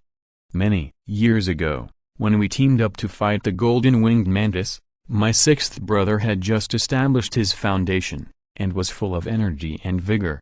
I didn't expect that time would pass so quickly, and my 6th brother would have already formed a golden elixir, and even become the sect's golden rank patrol star envoy. Such talent is really a monster, and I, as his brother, am ashamed of myself. After laughing at himself, Chen Qingfeng had the motivation to practice harder. Golden Elixir Cultivator, Golden Rank Patrol Star Envoy. When the old ancestor Hongling heard the news, he showed a thoughtful look on his face, and felt incredible. However, on second thought, it was not surprising that he could break through to the Golden Elixir stage so quickly after participating in the training of the secluded Immortal Palace. Bai Yining learned the news, paid attention to it, and continued to tinker with the formation in seclusion. She had long guessed that Chen Qingyun would join the Tanxing Palace and use the Xingzong platform to enhance the influence of the Chen family. Since there were 10,000 and 30,000 good deeds in the Xingling respectively. Chen Qingyun and Chen Qingyun decided to go to the Xingzong resource hall to see what treasures could be exchanged. Learn about the exchange price of the golden elixir technique in advance. This level of technique is definitely not cheap. The resource hall is located in the Longsu area, adjacent to the preaching hall and the sect holy temple. It is an important area of the Xingzong. and there are always giant and cultivators in charge. The Xingzong cultivator who received them was named Chen Zisheng, who was in the middle stage of foundation building. When he saw the star orders on the waists of the two people, his expressionless face immediately became respectful. "Hello, two seniors. Is there anything I can do for you?" Chen Qingyun said that he wanted to see what resources there were here. Compared with Lingbao Mountain, the Xingzong's resource collection was the richest, which was also what attracted him the most. Chapter 611 Great Sun True Explanation. "Okay, please wait a moment, senior." After learning about Chen Qingyun's needs, Chen Zisheng smiled enthusiastically, took out a book of exchange and gave it to Chen Qingyun, and did not forget to take a copy for Chen Qingyun. This book is also a kind of magic weapon. The name is very straightforward, called the Exchange Manual. The records can be modified at any time, and it has the effect of automatically classifying. If the cultivator scans with his spiritual sense, he can read all the recorded information in an instant, which is very convenient. Chen Qingyun's spiritual sense swept and his eyes stopped on an ore resource. Purple ink steel. This is a 4th level low-grade material, often used to refine the life magic weapon, and is a specialty resource of Xingzong. This purple ink mine under Xingzong can only produce more than 30 pieces of purple ink steel each year, mostly for domestic sales, and will not be sold to the outside. What a coincidence! After returning this time, Chen Qingyun is going to refine the life magic weapon Puppet Hall. In the deduced refining method, there are a total of 36 materials required to refine the Puppet Hall. Among them, 7 main materials are needed. They are purple ink steel, Dangsu divine stone, star sand, fire sun wood, Qianzai Liaxum, Kongmin stone and white stone, none of which can be missing. Other auxiliary materials are a large number of red copper stone, velvet water stone and other 1st and 2nd level materials, which are easy to collect. This is also the reason why Chen Qingyun came to the resource hall to see if he can quickly collect all the materials for refining. According to the records, there are a total of 6 pieces of purple ink steel. Depending on the size, the exchange price is between 5,000 and 6,200 merits per piece. This price is about twice that of Kongmin stone. Chen Qingyun stopped when he saw the good, and immediately exchanged a piece of purple ink steel the size of a bucket. The other star sand and Qianzai Liaxun were also found in the exchange book. The former is a 3rd level top grade material, requiring 3,000 merits. The latter is a 4th level low grade material, worth 5,690 merits. The price of 3rd level materials is generally between 2,000 and 4,000. The 4th level material often requires a starting price of 5,000, and the highest will not exceed 10,000. Individual precious and rare resources will be much higher than the same level, and there will not be a unified price. Chen Qingyun still has a little bit of 3rd level Kongmin stone in his hand, which was purchased from Chen Mengru at the beginning. The remaining amount is not enough to refine the Puppet Hall. As a 3rd level material, the starting price of this Kongmin stone is more than 2,900 spirit stones, which is a rare resource. So whether the value of 3rd level and 4th level materials is worth it, this needs to be considered by yourself. In the Xinghai Zhuxian world, it is good to have this level of material, and there is no room for much consideration. If it is not exchanged here, it may be exchanged by others in a few days. In the resource book, the only Kongmin stone has been exchanged by others, and it will not be replenished for the time being. For this kind of resource, Chen Qingyun remembers that there is a Kongmin stone vein in Lingbao Mountain, and the annual output is considerable. More than 10 years ago, the Kongmin stone purchased from Chen Mengru was actually obtained in advance from the sect vein by Chen Mengru through his fellow disciples. Chen Qingyun exchanged 1 copy each of star sand and 1,000 years of flowing incense, leaving only 8,910 points of good deeds. Looking at Chen Qingyun, her current cultivation is at the late stage of Purple Mansion. In recent years, under the cultivation of her family, she has made rapid progress by swallowing demon pills and practicing. Among the resources that assist Purple Mansion cultivators, Tianyan pill appeared. This is a third-grade top-grade pill that can assist Purple Mansion cultivators in increasing their cultivation. The price of a Tianyan pill is 10,000 spirit stones. Chen Qingyun was reluctant to exchange it, so she exchanged it for some refining materials to improve her refining skills. After all these exchanges, her good deeds were left with only 23 points. After exchanging the resources, Chen Qingyun suggested that they take a look at the golden pill method to see if it was possible. Upon learning of this request, Chen Zixing's expression became serious. "Senior, please wait a moment. My position is too low, and I need to ask the elders for instructions." Chen Zixing turned and went to the back hall. Just a moment later, an elder with white hair and beard came out with a booklet. The elder did not introduce himself, but directly handed the booklet to Chen Qingyun. "Golden Dangongfa is not cheap. You should have a basic understanding first and see which one you are interested in. It will not be too late to exchange it after you have collected all the merits in the future." Chen Qingyun took the booklet, which had only more than 30 pages in total, and listed 16 golden Dangongfa, covering 8 attributes: gold, wood, water, fire, earth, wind, ice, and thunder. The exchange price ranged from 100,000 to 200,000 merits. If you are a Xingzong cultivator, exchanging golden Dangongfa will be about 10% cheaper than that of a patrolling star. The reason for doing so is to protect the interests of their own disciples. However, there are various rules and constraints. When exchanging golden Dangongfa, any cultivator will sign a blood oath contract, allowing the Gongfa to be practiced by only himself.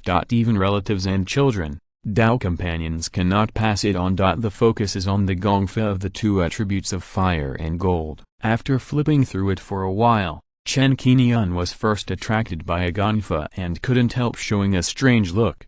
Swallowing demons to break through realms. According to the introduction of the technique, as the name suggests, this is a technique that assists in cultivation and breakthroughs through realms by swallowing demon pills, and can be cultivated to the middle stage of the golden elixir at most. In terms of effect, there is no record of the method of forming a pill, and it can only be used for breakthroughs in small realms. From the initial stage of the Purple Mansion to the middle stage of the Purple Mansion. Building the foundation, opening up the Purple Mansion, and condensing the golden elixir are all ineffective. If he hadn't encountered the Great Wilderness Swallowing Demon technique, Chen Qingyun thought he would be interested in this technique. This is probably a copy of the Great Wilderness Swallowing Demon technique. Comparing the two, from the demand for demon pills, for example, from the initial stage of foundation building to the middle stage of foundation building, the demand is about 3 times more. But even so, there are many Purple Mansion cultivators in Xingzong who have just entered the golden elixir stage and practice this technique. One of the reasons why many core cultivators in Xingzong are willing to participate in the Xinghai Demon Tide is to obtain demon pills to maintain their practice. On another level, the Chen family has risen rapidly in recent years. In fact, Xingzong has long speculated that the Chen family may also have a volume of swallowing demons to break through the realm. After all, this technique came from outside the sect and was not created by the strong men of Xingzong, but was obtained from treasure hunting in the ruins of a sect. The inherited cultivators of the sect practice this method, and it is also possible that when the sect is destroyed, they will pass on the method to the outside many times to prevent their own Taoism from being cut off, which makes this method not just a single copy. However, Xingzong did not expect that the Chen family mastered a more powerful demon swallowing technique and a set of 9 heavens devouring souls that was on the opposite side. The exchange price of this demon swallowing breakthrough art is 193,890 points of goodness, which is very expensive in the same level. There is no difference without comparison. The Great Wilderness Devouring Demon art is still the most effective and can also assist cultivators in forming pills. After comparing, Chen Qingyun stopped looking. Next, he saw 3 fire attribute techniques and became very interested in one of them. He couldn't help but brighten his eyes. The True Explanation of the Sunday. Chapter 612, They are all surnamed Chen, but you are far inferior to them. The true solution to the sun is a top fire attribute golden elixir technique that can refine the pure fire attribute power of the sun essence fire, which is famous for its domineering power, violence and ferocity. The technique also contains 3 magical powers. The refining method of the top natal magic weapon, the Flame Emperor Bell, claims to be able to restrain the flames of the world, making it the lord of all fires and the nemesis of evil spirits. The exchange price of this technique is 200,000 good merits, making it one of the 2 most expensive golden elixir techniques. The other one is the water-attributed sacred water-suppressing seed technique. The top-notch golden elixir technique with fire attributes. This Danjing Zenji is suitable for me, that's it. After having a goal in mind for the exercises to be redeemed later, Chen Qingyun took a look at the other exercises. Each one had its own merits, and they were all briefly introduced. Any one of them here, if placed outside, would be enough to become a Zen sect skill, and would be of infinite value. A higher level of Nat and Soul Kung Fu. According to the rules of the Star Sect, only late-stage giant and monks are qualified to get involved. You still need to accept some corresponding tests from the Star Sect before you finally have a chance to obtain it. With confidence in his heart, Chen Qingyun turned around and left with Chen Qingyun, leaving Chen Zixing in amazement. Both of them have the surname Chen. One is in the Golden Core stage, the other is in the Zaifu stage, and I am still in the small foundation establishment stage. They seem to be the same age, but there is such a big gap. The elder of the resource hall watched Chen Qingyun and the 2 go away without forgetting to glance at Chen Zixing. If you know the gap, then work hard to catch up. Don't embarrass the Chen family. These are all surnamed Chen, and you are far inferior to them. That's what the elders taught. Before leaving Xingzong, Chen Qingyun and Chen Qingyun specially contacted Chen Qingfeng and paid a visit to his brother. Chen Qingfeng's cultivation has reached the peak of the foundation building stage, and he has recently begun to prepare for the planning of the Z Mansion. Because of this, he was busy earning good deeds in exchange for a purple mansion crystal, and devoted himself to sect tasks all day long. In order to see him, the 2 of them waited in Xingzong for 2 days. Chen Qingfeng was a little cautious when he saw Chen Qingyun and the 2 of them. Subconsciously, they have been regarded as seniors, and they can no longer be called younger siblings, so their expressions are much more respectful. No need to be formal. Sensing something strange about Chen Qingfeng, Chen Qingyun took the initiative to bring up the topic and asked how his life in the sect had been recently. Chen Qingfeng reported good news but not bad news, saying that everything is fine here and there is no need to worry. The 3 of them chatted for a while and then started talking. Noticing Chen Qingfeng's cultivation, Chen Qingyun talked about opening up the Zaifu again, and learned that his second brother did have this plan recently. Chen Qingfeng talked about his hard work to earn good deeds and wanted to exchange them for the purple mansion crystal, knowing that it was not easy. I admire Qingyun and Qingyun even more for their superb cultivation and being far ahead. How many good deeds have you got? Now that the conversation has reached this point, Chen Qingyun decided to help. In order to speed up my practice over the years, I have exchanged a lot of resource elixirs and spent a lot of money. Chen Qingfeng smiled immediately and answered truthfully. After more than 10 years of accumulation, my good deeds have accumulated to 96,330. Among them, senior sister Bei lent me 15,000 good deeds. Chen Qingyun made a total calculation. Well, King Yan and I looked at the resource hall earlier. The exchange price of Xingzong's purple mansion crystal is 100,000 good deeds. You are still short of 3,670 good deeds. Yes, due to the limited number of purple mansion crystals in the sect is not allowed to exchange the same amount of spiritual stones in the past 100 years, so it can only collect 100,000 good deeds. I will try to think of a way to exchange the crystal of purple mansion to see if I can borrow some good deeds from my fellow disciples. There is no alchemy, weapon refining, formation or other skills in this. It is indeed much slower to earn good deeds. If I break through to the Zaifu stage this time, I should also learn 100 arts of cultivating immortals. Speaking Of this, Chen Qingyun scratched his head in embarrassment. It would be great if I could be as good as you and King Yan and have the art of weapon refining by my side. It's also my fault that I didn't learn the art of weapon refining in advance. Hearing this, Chen Qingyun and Chen Qingyun looked at each other and asked curiously, "Didn't your master lend you any good deeds?" Ancestor Hongling has a good status in the Star Sect. He holds the position of 8th Elder and is well known among the Elders. Logically speaking, even if the Qing sect had strict rules, she could not break the rules and directly obtain a piece of Xifu crystal for Chen Qingyun. But it shouldn't be a problem to borrow 50,000 to 60,000 yuan for good deeds. It's not like Chen Qingyun is just piecing together things. When he mentioned Ancestor Hongling, Chen Qingyun's face showed a bit of bitterness and a bit of worry. "I don't know if you have heard that Master set foot in the Sea of 10,000 Monsters a while ago, and it is suspected that a battle broke out there. When she came back, not only did she exchange all her good deeds into healing medicine, she even borrowed some from other elders. This matter is considered a secret. The sect has not disclosed it to the outside world. The master is still in seclusion and recuperating. How can I go to her to borrow good deeds at this time?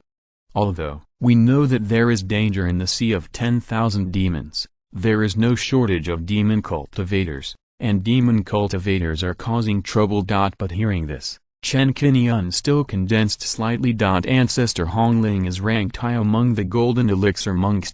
Even when she set foot in the Sea of 10,000 demons, she failed to return. What had she experienced?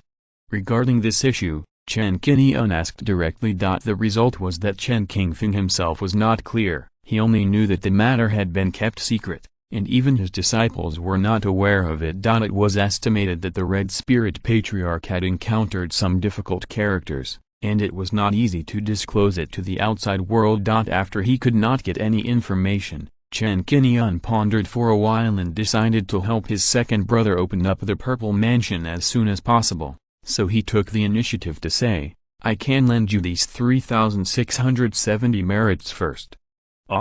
After this, Chen Qingyun was a little bit unbelievable. There was actually someone who would take the initiative to lend him merits. At that time, he went to find some fellow disciples, and those people all politely refused it. Either they said that their merits were useful and they were also accumulating them, or they said that they had no merits, or even deliberately avoided them and refused to lend a penny. It is important for you to open up the Purple Mansion, and you should not delay your cultivation. Chen Qingyun stood up directly. "Let me go to the resource hall with you, right now." It was just more than 3,000 merits, and next year, the year after, and the year after that, there will be 30,000 merits in the account. But the cultivators cannot wait to break through the bottleneck, so naturally the sooner the better. Chen Qingyun wanted to help Chen Qingyun. There was a family cultivator in the Purple Mansion period in the sect, which was good for both Chen Qingyun and the Chen family. It was totally worthwhile to spend more than 3,000 good deeds here. Sixth brother, this. Chen Qingyun was touched. He didn't communicate much with Chen Qingyun at ordinary times, and he was a little reserved when they met now, not very familiar with each other. But he didn't expect that the one who was willing to help him in the end was his own brother. Chapter 613 Climbing Yaoang Mountain and Visiting Jizhen. Chen Qingyun couldn't help but sigh in his heart. At this moment, any kind of friendship is nothing compared to Chen Qingyun. Family friendship is the most reliable. Under the leadership of Chen Qingyun, the two followed them to the resource hall. The good deeds in the Star Order can also be transferred or given to other Star Sect monks, as long as it is done voluntarily. The person in charge of receiving them was a deacon from Zaifuki. He recognized it when he saw it was Chen Qingyun. Immediately afterwards, when he saw Chen Qingyun, he was wondering if there was no such person in the sect. How could he transfer his good deeds? Could it be that a new disciple had joined? I was wondering in my heart, but when I saw the Golden Star Order handed over by Chen Qingyun, I suddenly took a breath of cold air. Jinling Star Patroller. Without saying a word, He quickly and respectfully transferred 3,670 points of good deeds from the Star Order to Chen Qingyun's identity token as requested. After collecting 100,000 good deeds, there are still 2 Xifu crystals in the resource hall. Chen Qingyun exchanged a piece, the excitement on his face undisguised. After coming out of the Zuan Hall, I returned to the Zhongyang Mountain Cave Mansion, saying thank you to Chen Qingyun several times along the way. A foundation building monk who can obtain a purple mansion crystal has a 70-80 chance of opening a purple mansion. This joy is even more exciting than when the foundation was first built. Chen Qingyun, taught by words and deeds, imparted some experience in opening up the Z mansion, and stayed there for a few days. On the 4th day, Chen Qingyun watched Chen Qingyun enter the retreat room. As my elder brother, I didn't help you with anything. Instead, I relied on your help. It's really embarrassing to say that. After I get out of isolation, I will return the good deeds as soon as possible. This time I really thank you. Chen Qingyun said solemnly, thanking him from the bottom of his heart, and firmly remembering this kindness. For Chen Qingyun, there was some envy and admiration in the past. But now I feel not only gratitude from the bottom of my heart, but also respect. Well, since one family doesn't talk to each other, you can stay in seclusion peacefully this time and wait for your good news. Chen Qingyun smiled slightly, and after a few final words, Chen Qingyun entered the retreat room with a firm look on his face. As the door of the retreat room closed again, the younger generation of the Chen family started his way to the Purple Mansion, and could be released from retreat in up to 2 years. Left Xingzong. A month later, Chen Qingyun and the others returned to Zhenhai Island and sent a message to inform their family that they would stay on the island to practice weapon refining during this period. Chen Qingyun has grown up and has begun to help manage the weapon refining workshop in mine hematite. More time is spent practicing independently. With Danlingen's qualifications, his cultivation speed is really fast. In just a few years, he has reached the peak of foundation building strength and is ready to try to open up the Purple Mansion. There is no need to worry about my sister's practice. It is even said that if Chen Qingyun goes into seclusion for 4 or 5 years, Qingyun may be a monk in the Xifu stage when he comes out. Since there was still one piece of fire yang wood missing, Chen Qingyun decided to gather them together as soon as possible and refine the natal magic weapon first. There is currently no fire sunwood in the resource hall of the Star Sect. This wood is a 4th level spiritual wood. It is not mass-produced in the Star Sea. It is said that it needs to be found in the Sea of 10,000 Monsters. Chen Qingyun used his connections and started to inquire from both his family and Liu Zilin. Finally, I learned from Liu Zilin that Jizun from Yaoang Mountain might have fire sunwood in her hands. Jizun's father once obtained a fire sunwood in the Sea of 10,000 Demons, brought it back to the sect and refined the magic weapon, and some of the fire sunwood remained. After learning the news, Chen Qingyun flew to Yaoang Mountain that day. In the outer Sea of Stars, outside the gate of Yaoang Mountain, Chen Qingyun informed the guest at the gate that he wanted to see Jizun by name. Zik was a female foundation building monk. When she saw Chen Qingyun's young face, she thought that there were admirers coming from somewhere to disturb Jizun, so she drove Chen Qingyun away. Seeing that he had been misunderstood, Chen Qingyun was a little dumbfounded by this, so he simply showed off his aura. Jin. Jinden, monk. The female monk from Yaoang Mountain opened her eyes wide, with a look of shock on her face. She quickly changed her attitude and said with a cry, "Junior's eyes are clumsy, my junior's eyes are clumsy, please forgive me this time. I'm going to inform Elder Ji right away. Senior, please wait for a moment. Junior will be back soon." As soon as he finished speaking, he hurried away and went to the sect. When a golden elixir level monk comes to visit, let alone meet Jizun, even if he wants to meet his own head, he must report it respectfully without delaying for a moment. A moment later, a purple figure flew over with a sword and landed in front of the mountain gate. "Fellow Taoist Chen, it turns out to be you." Jizun's purple clothes fluttered and she looked at Chen Qingyun. She had previously learned from the knowledgeable guest that a golden elixir monk came to find her, and she was confused. What kind of expert was this? How could he scare that wise guest into panic? At this moment, when I saw Chen Qingyun appearing here, I had the answer in my heart. Chen Qingyun did not mince words and pointed out the purpose of his visit. When he learned that he was here for Hunyuan Mu, Jizun invited Chen Qingyun to sit in the sect. At the same time, a golden elixir monk came to the sect. This news was also passed to the top officials of Yaoang Mountain, who began to pay attention to Chen Qingyun. Outside a third-level spiritual cave, Jizun took the initiative to mention Fire Sun Wood. Senior, Chen came here for the Fire Sun Wood. If it had been 7 years earlier, I could have given you some in exchange. It's a pity that I don't have the Fire Sun Wood in my hands now. Chen Qingyun didn't have much hope. After the Fire Sun Wood appeared in the world, it would soon be replaced by high-level cultivators. How could it be kept in Jizun's hands for too long? Jizun didn't have it on hand, so she asked if there was any way to get it. After all, his father had obtained a plant of this thing, so maybe there was some way to get it. Then, do you know where to get the Fire Sun Wood? Chen Qingyun asked. Jizun didn't hide it and told the truth. Senior, Chen has done me a favor before. I will do what I say and I am willing to repay you. To be honest, I do know where to get the Fire Sun Wood. Oh? Chen Qingyun's expression moved. Jizun showed a solemn look and said, if Senior Chen is really in urgent need, you might as well try your luck in the Sea of Thousand Monsters. The Sea of Thousand Monsters? Yes. Jizun gave a detailed location. 10,000 Monsters Sea, Egret Island. After talking with Jizun, Chen Qingyun got accurate information. According to Jizun's introduction, on Egret Island and the 10,000 Monsters Sea, a small amount of Fire Sun Wood grows in a valley. It is not easy to get Fire Sun Wood. There is a group of white apes that have been breeding for more than 300 years, and the number has reached at least 160.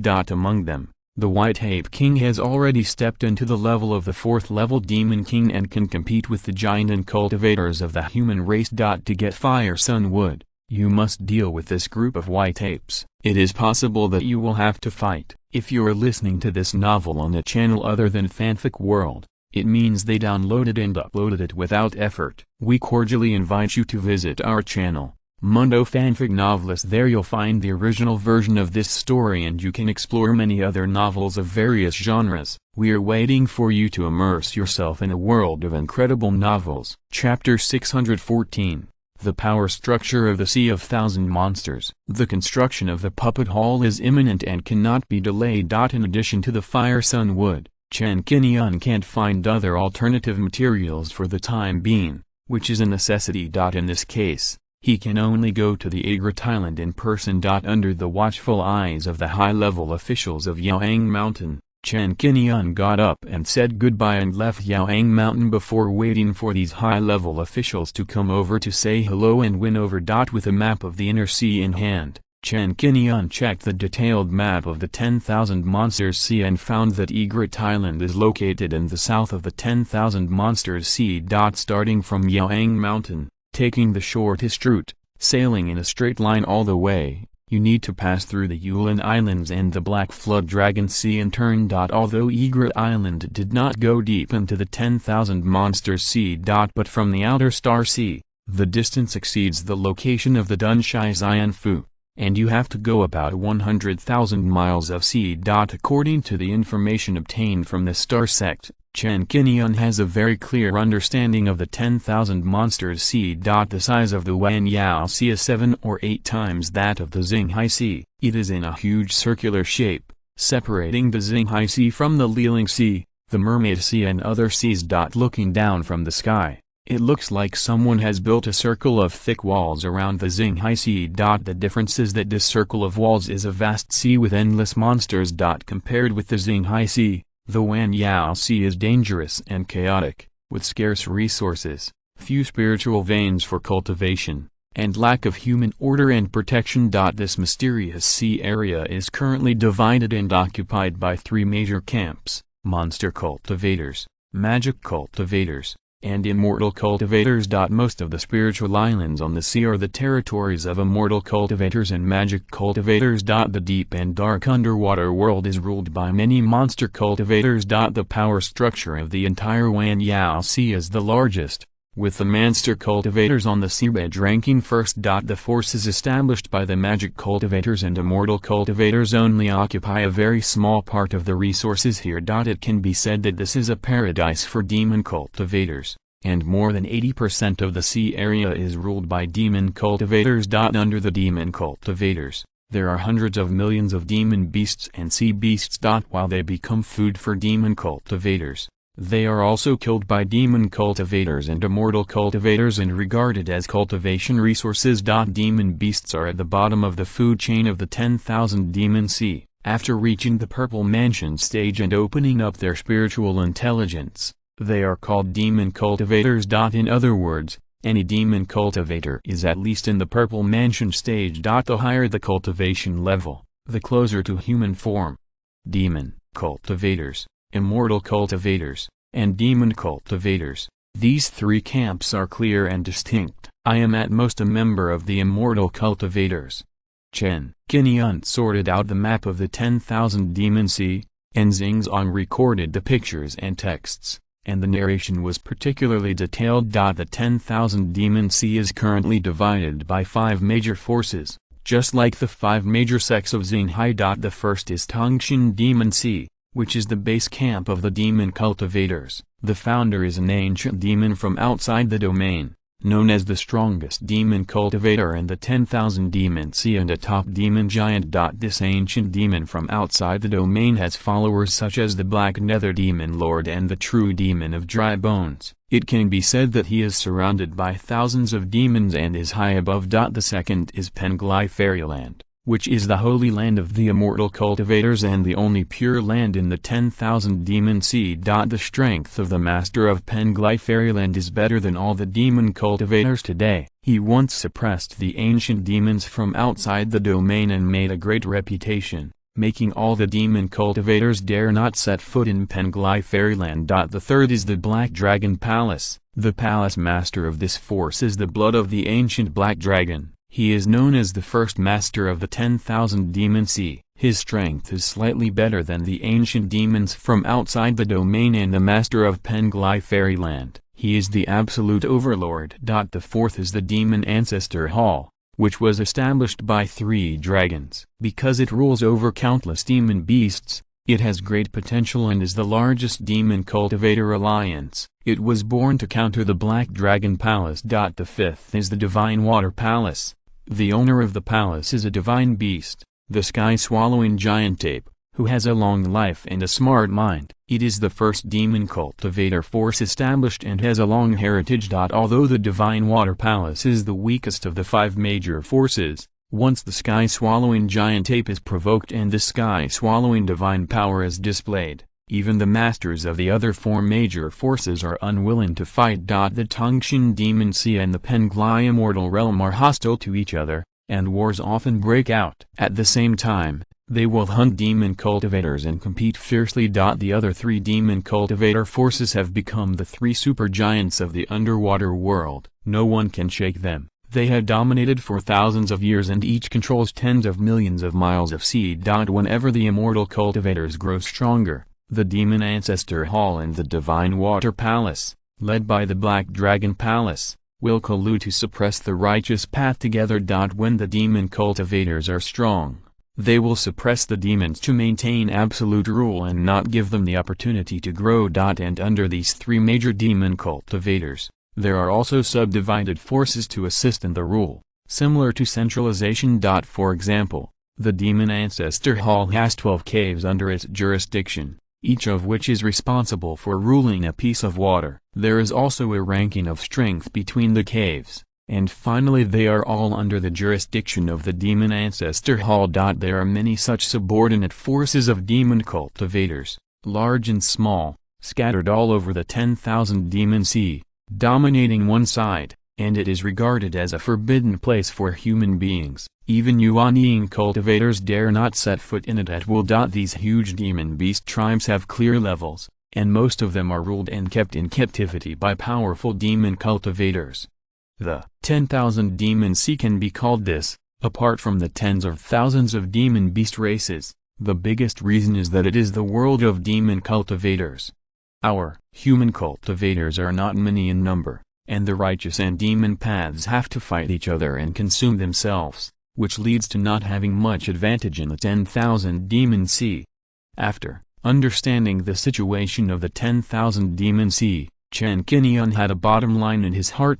In addition to being on guard against attacks from various monsters, the most important thing is not to provoke the three major demon cultivators. Once any of them is angered, even the star sect will be powerless. This is an absolute forbidden zone for human cultivators. Putting aside the demon cultivators, the Tongshan Demon Sea is also a forbidden area. Any Xinghai cultivator who has set foot there can be said to be dead. Xingzong here emphasizes that any patrolling star envoy must take a detour around the Tongshan Demon Sea. If you encounter a demon cultivator under the Tongshan Demon Sea, either don't provoke him and try to be tolerant. Or when you can't bear it anymore, you must cut the grass and root it out, and never leave any clues for the other party to catch.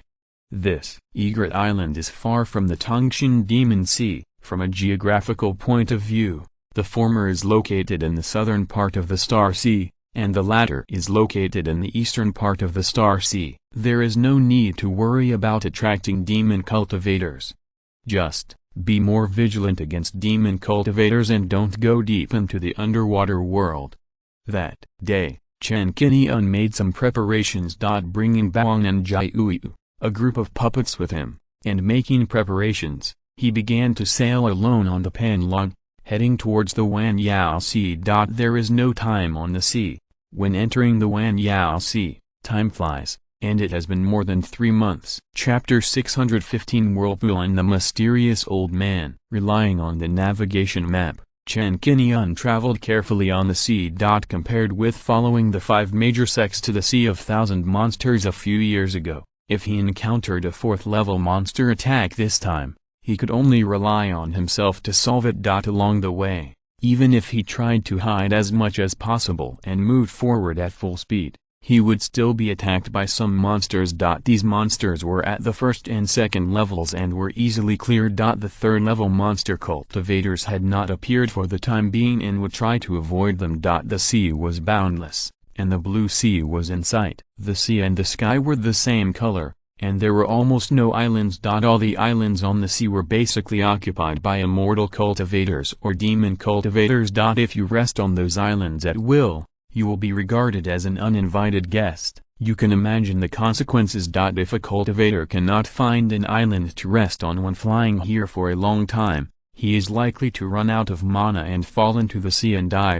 Traveling on a spirit ship has become the most convenient and mana-saving way. When approaching Egret Island, about 600,000 to 700,000 miles away, there was a gust of wind and clouds in the distance, with lightning and thunder. The originally calm sea surface had begun to surge violently at some point, spinning at high speed, and a huge vortex appeared out of thin air. The range of this vortex reached more than 1,000 miles in radius. And it was still expanding, dragging the surrounding seawater and monsters into it, like a huge black hole. Looking down from the air, the entrance to the center of the vortex was pitch black, leading directly to the deep and dark seabed. The sound of huge waves hitting and the sound of water colliding and rolling was endless. The air was windy, and the huge suction force generated by the vortex was so strong that even the seagulls hundreds of meters away could not escape. The seagulls flapped their wings and were sucked into the vortex black hole in their panic and turned into blood mist.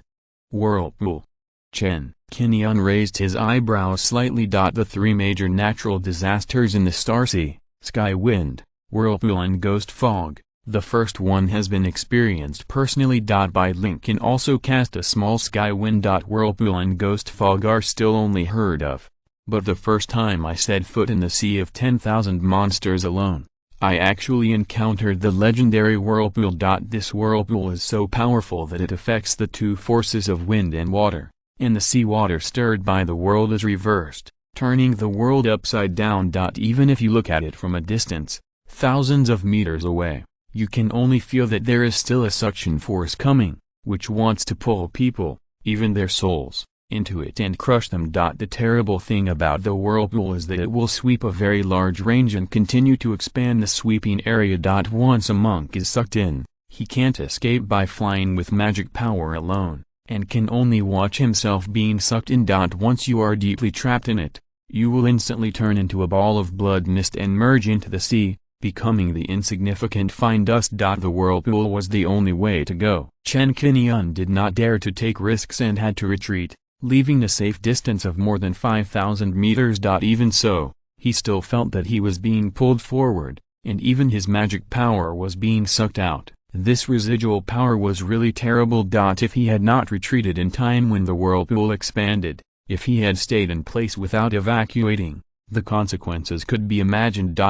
A beast roar that shook the sky and was mixed with strong fear sounded. As far as the eye could see, the habitat of a huge sea squid was swept by the whirlpool, and the fish in the pond were affected in an instant. The sea squid has reached the 3rd level extreme, only one step away from the 4th level demon cultivator level. It is more than 200 meters long and has a pair of eyes as big as windows.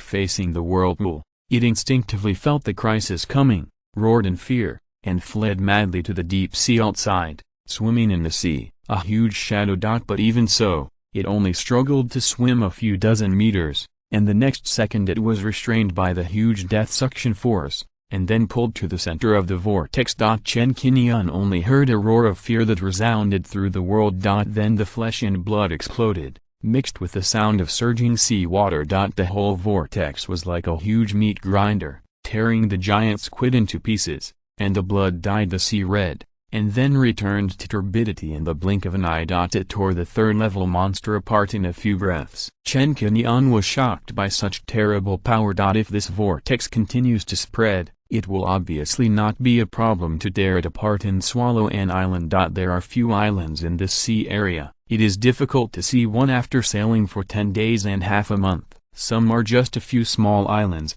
not as big as Zhenhai Island. Could it be that the vortex made it like this?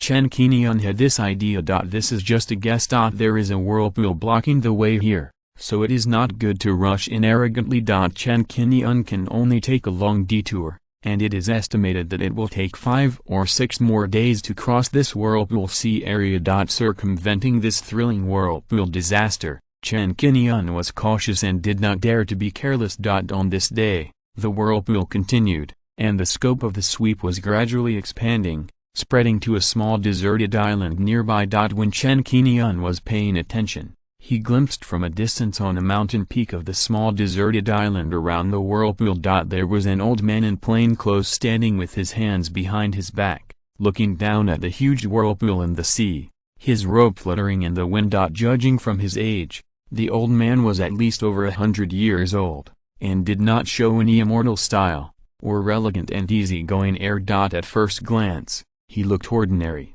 just like an ordinary old man in a cloth-clothed dress in the market. However, he could not be immortal to be able to appear here and face the vortex at such a close distance without being affected at all.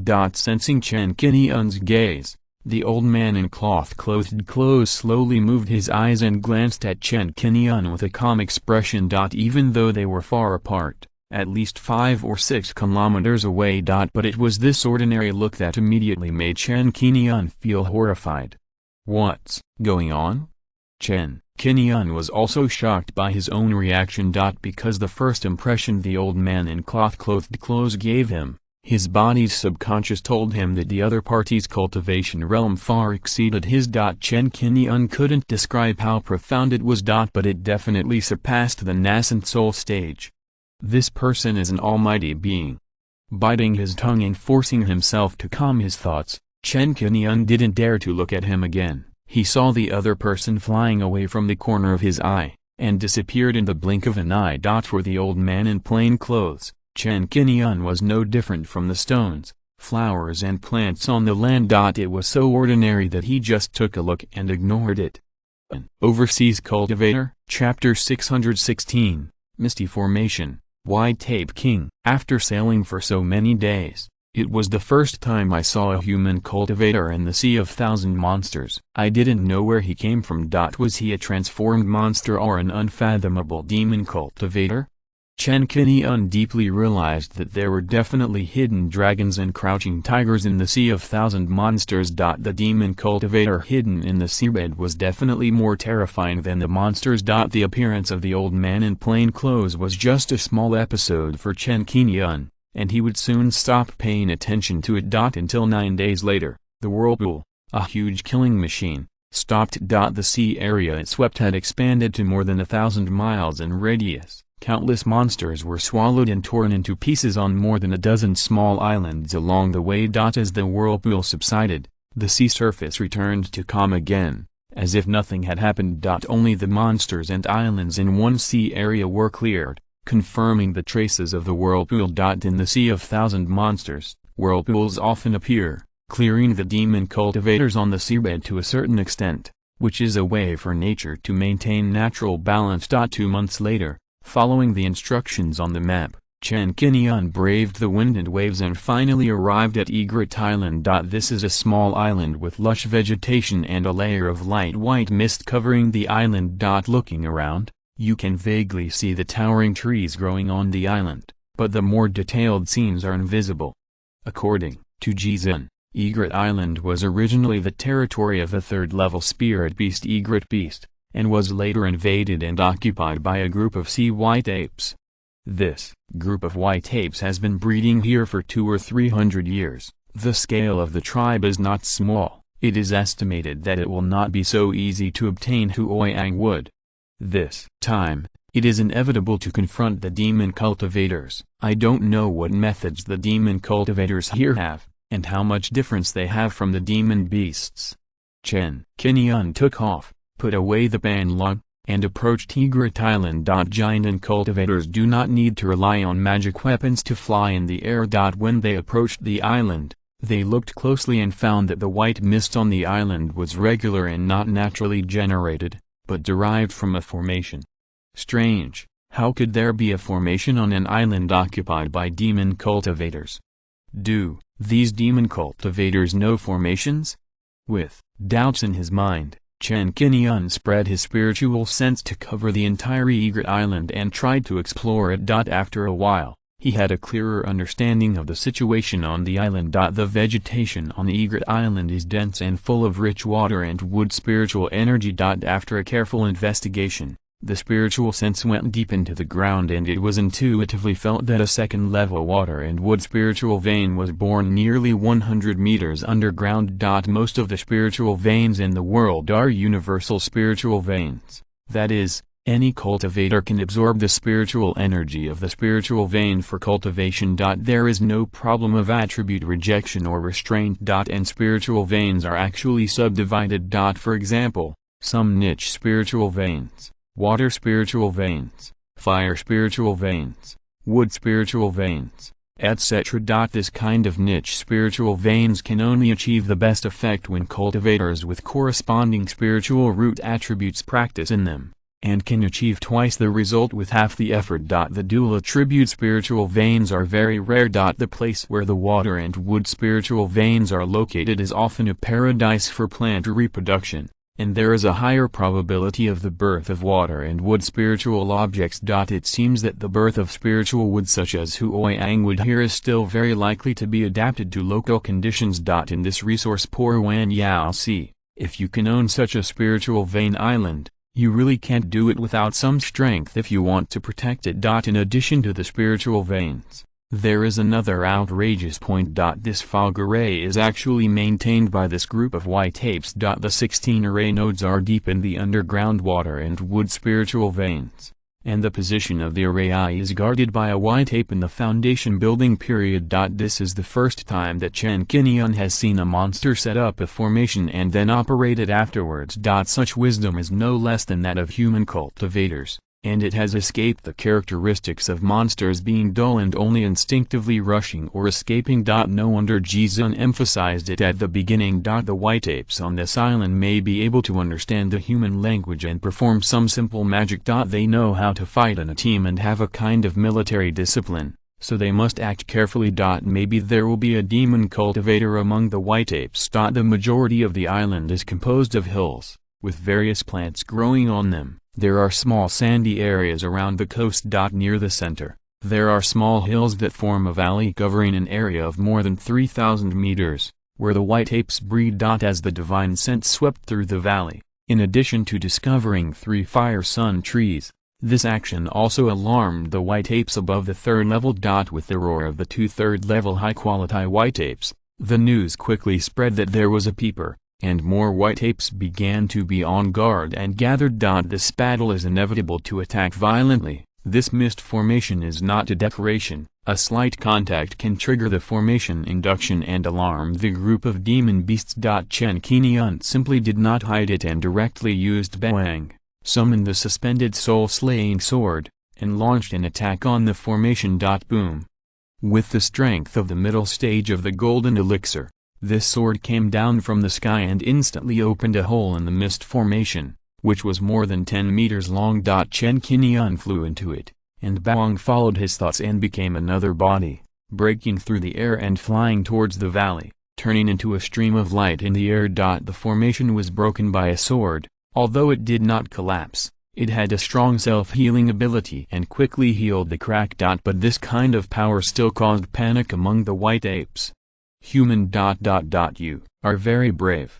An inaccurately pronounced voice sounded. A white ape with a strong body and a height of nearly 3 meters appeared, and a pair of big copper bell eyes looked straight at Chen Qingyun and Bawang. This is the White Ape King, with demonic aura billowing from his body. Judging from his aura, he has reached the early stage of the Golden Core and is the absolute ruler of this ethnic group. Chen Qingyun slowed down and stood in the air, his aura undisguised. He glanced down at the more than 100 white apes below and landed on the White Ape King, a demon cultivator and the early stage of the Golden Core.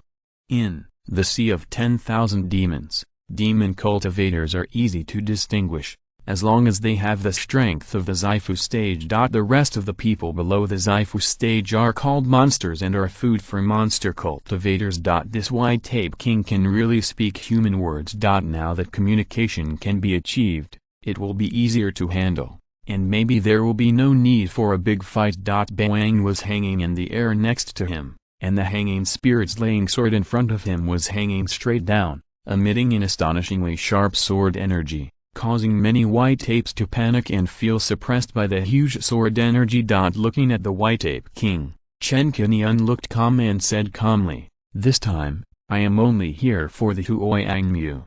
Afraid that the other party would not understand, Chen Qingyun tried to be concise without saying a word more. Chapter 617, Bawang shows its power and kills the chicken to scare the monkey. The White Ape King frowned in a human-like manner when he heard this. Although its eyebrows were very small, almost non-existent, such an expression was enough to show that it had a great hope of evolving into a human. The giant and monster beast did not yet have the ability to fully transform into a human. It could only awaken its spiritual wisdom and evolve into a humanoid form, and could recognize some of the human's expressions and movements, and even strategies.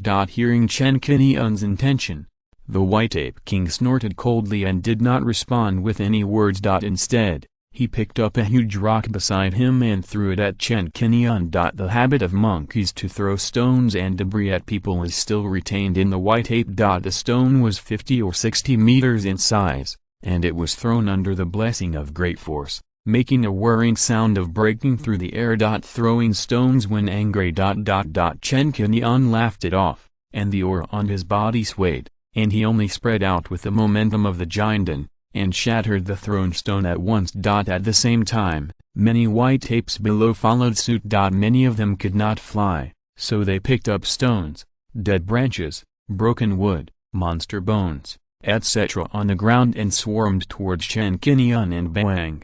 It seems that we have to show our power. Chen Qingyun would not engage in such a playful fight with them. Bawang took the lead and urged the suspended soul-slashing sword to fall straight down. The immortal sword broke through the air, and the powerful sword energy cut through the stones, broken wood, etc., and then fell into the group of white apes. Among these white apes, except for the White Ape King, He was in the golden elixir stage. The remaining white apes, the strongest of them, were only at the peak of the purple mansion, so how could they be Chen Qingyun's opponents? After just one round of fighting, the remaining power of the immortal sword instantly chopped the white apes into pieces, and they were no match at all. Human. The White Ape King couldn't bear to see his men being killed like leeks, so he got anxious and personally picked up a black mace at hand, jumped into the air, and launched an attack. Phew. The White Ape King raised the magic weapon in his hand. The mace was flowing with black light. It was made of metal ore and weighed 1,000 pounds. Magic weapon.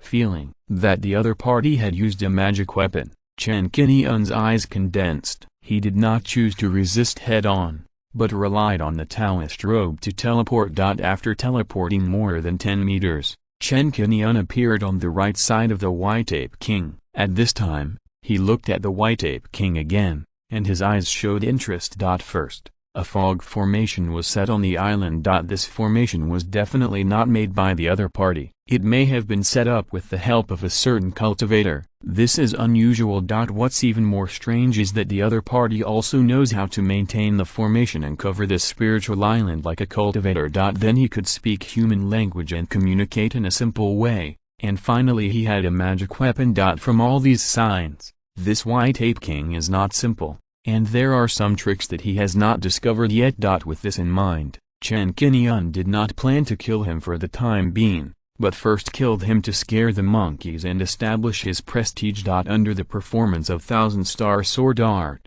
the suspended soul-slashing sword in the air simply turned 1 into 100, and combined into a starlight phantom sword formation. The stars in the sky shone, and hundreds of flying swords were facing the ground diagonally, and they exploded forward. Once the power of this golden elixir sword formation was revealed, the sword energy that was stirred up spread in all directions, sweeping the trees below to the ground, and the earth was cut by the sword energy. Many white apes were frightened and screamed. The White Ape King bit his mouth tightly and waved the mace in his hand. Under its surging, the stick actually grew larger with the naked eye, and rapidly increased to a length of 100 meters. It exerted its powerful arm strength, swung the huge stick forward, and blocked the flying swords that were shot at it, and exploded into a rain of light.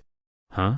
Seeing this scene, Chen Qingyun subconsciously thought of the Ruai Jing Bang. This white ape was really surprising. However, compared with his own king, the other white apes were not so strong. Facing the remaining flying swords that fell from the sky, these white apes could only turn into fish meat and were killed in large numbers. Suddenly, the blood dyed one side red, and the roars were endless. In terms of establishing prestige, Chen Qingyun had long been accustomed to it in the secluded Immortal Palace. He was decisive and ruthless. Not only the flying sword attack, but also the right hand was spread out and pressed down. The purple and green divine flame turned into a flaming flying dragon, which was lifelike under the control of the giant and period mana, just like a real dragon, roaring and shaking the world. These white apes were already panicking.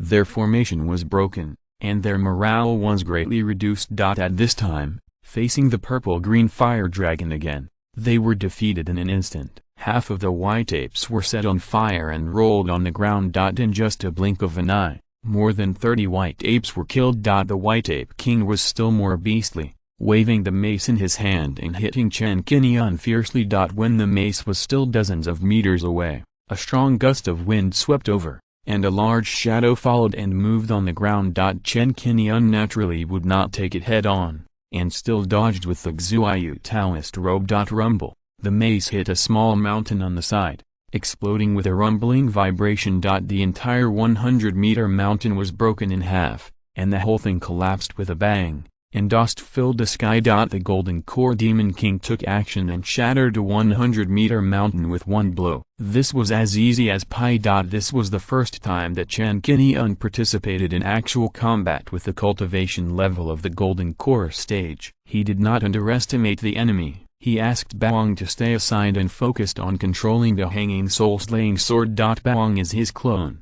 and the life magic weapon he is equipped with is naturally his weapon. No difference. The suspended soul-slashing sword made a sword sound and slashed the White Ape King diagonally.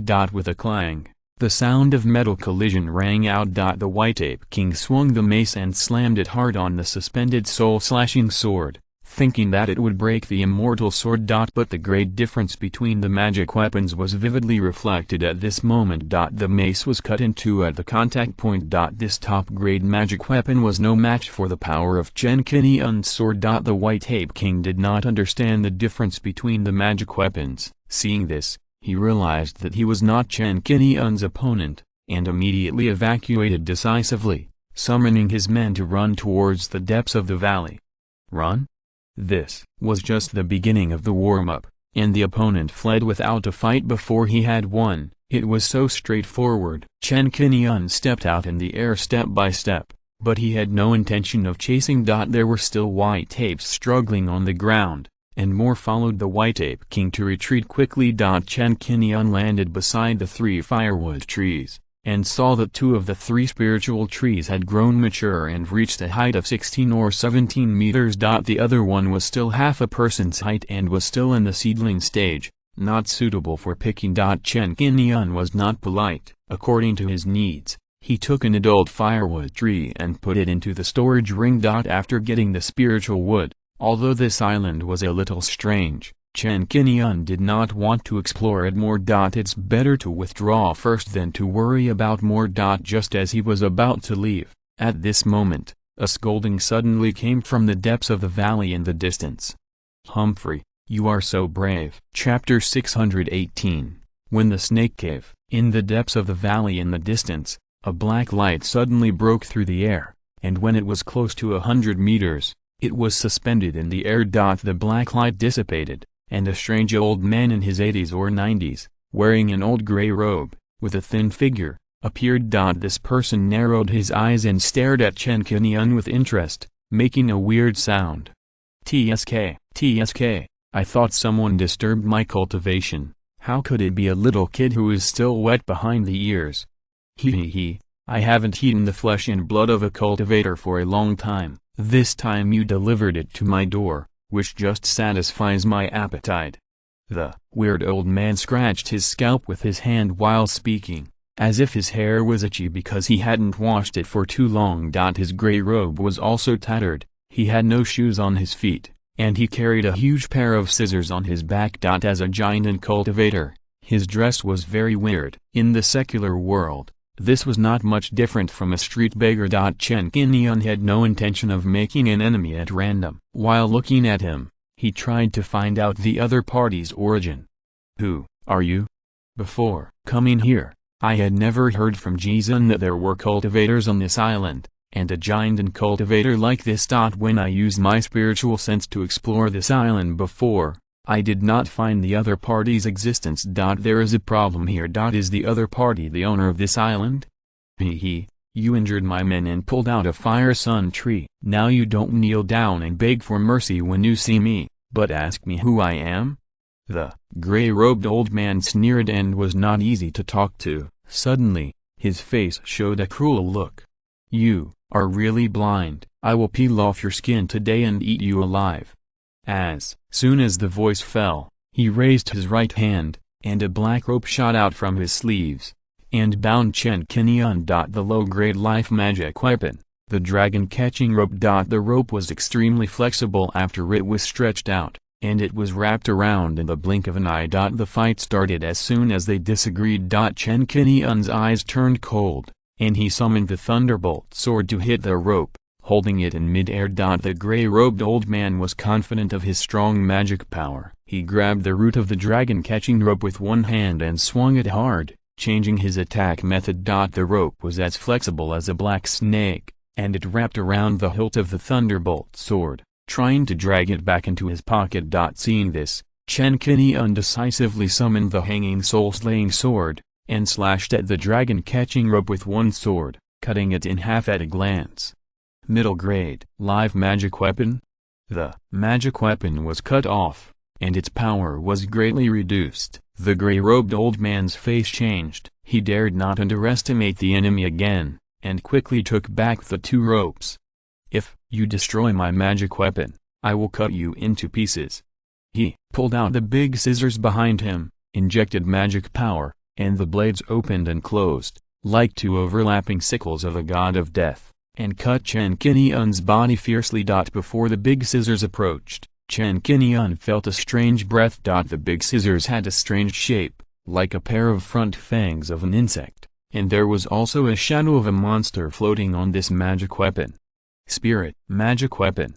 This was the second time he saw this kind of magic weapon, and it was made with the essence of a monster. Chen Qingyun couldn't help but look condensed. Monster-like spirit magic tools all have a disadvantage, that is, because of the special refining method, they cannot be stored in the donjon to change size. No wonder the other party wanted to carry this treasure on his back, otherwise it would be really difficult to store it. Having seen the power of Jizun's cave shuttle, Chen Qingyun did not dare to underestimate the enemy, and used the escape technique of the Taoist robe to avoid the attack of the big scissors. The big scissors cut the air, making a sharp sound of tearing the air. Then, under the control of the gray-robed old man, the big scissors hit the area where Chen Qingyun appeared again. The power of this pair of scissors far exceeds that of the White-Ape King's mace, and can easily cut off magic weapons of the same level. Chen Qingyun dodged again, avoiding danger without danger, causing the gray-robed old man to raise his eyebrows. At this time, before he could continue to attack, Chen Qingyun communicated with Baoang's clone to fly out of a storage ring. It was also the suspended soul-slashing sword that he controlled, but under the use of the magic power of the middle stage of the golden elixir, this sword quickly slashed in front of the gray-robed old man. The gray-robed old man didn't expect Chen Qingyun to have this trick. He didn't expect that Baoang's cultivation was higher than his, so he quickly resisted with the scissors. With a clang, the scissors were shaken away by the sword, buzzing. The flying sword's power remained undiminished, and it continued to move forward, finding the right opportunity and piercing the gray-robed old man's body. Accompanied by a scream, Chen Qingyun made a hand gesture and controlled the suspended soul-slashing sword to slash again. Although this sword was not enough to kill a giant and cultivator, the gray-robed old man had lost his previous calmness. He clapped his hands in panic, and a black figure flew out from the spirit beast bag on his waist. This was a huge dark green snake. As soon as it appeared, it was used as a shield to meet the suspended soul-slashing sword. The snake opened its mouth and spit out a stream of dark green liquid, and the pungent fishy smell hit his face. Because he didn't know the origin of this demon snake liquid, Chen Qingyun didn't dare to underestimate the enemy, so he had to control the suspended soul-slashing sword to change direction and evade the spray lightly. Then, the immortal sword turned in the air and changed to cut the demon snake 7 inches. The demon snake was called a green-eyed snake, with a 3rd-level superior bloodline. It could use dark green venom to poison cultivators and had the effect of destroying array patterns on magic weapons. Even if it is a magic weapon, after coming into contact with this dark green poison, the array pattern of the magic weapon itself will be corroded and destroyed, thus reducing its power. Faced with the might of this sword, this green-eyed snake was only at the middle stage of the purple mansion, and could not avoid the attack of the golden core cultivator at all. With a puff, Chen Qingyun stabbed it in the face with a sword, and cut off its head. "You are so brave!" The gray-robed old man screamed in pain when he saw his pet being killed. "I am the nephew of the owner of the Kua Snake Cave. If you kill me, my Kua Snake Cave will chase you to the ends of the earth. Don't seek death." Before he finished speaking, Chen Qingyun was not moved at all. He used his sword to cut the green-eyed snake into several pieces, and completely put an end to this monster. "My pet." The gray-robed old man's eyes were as if he wanted to spit fire. He said he felt sorry for it, but when he used his pet to block the knife, he did not hesitate at all. Chen Qingyun was already accustomed to such hypocritical people. As there were still some doubts in his mind, Chen Qingyun waved his hand and threw a golden net from his hand, covering the sky. As soon as the golden net came out, it projected a huge shadow, like clouds covering the sky and the sun. The gray-robed old man's body was severely injured, and his middle donjon was directly pierced, greatly affecting his strength. There was no escape this time. and he was covered with strange screams. Chen Qingyun grabbed it in the air, and the golden net shrank tightly, and fell to the ground with a thud, causing the gray-robed old man to grimace. Chapter 619, Guardian Zhang Yan, the terrifying underwater force. In the distance, the white tapes who were watching the battle here saw the gray-robed old man being tied up and captured, and they all showed a look of gloating. The white tape king knew Chen Qingyun's strength very well. He was enlightened and knew that rushing out at this time would be tantamount to committing suicide, and he had no intention of helping him. He immediately called on all the tribesmen not to shout and stay here quietly. After capturing the opponent, Chen Qingyun walked leisurely, stepping down step by step. Many water and wood spirits gathered to form invisible stairs, spreading down layer by layer until they reached the gray-robed old man. Chen Qingyun was in high spirits, with golden light surging in his eyes, and his robes moved without wind. He looked down and stepped on the ground. "Give you a chance to speak."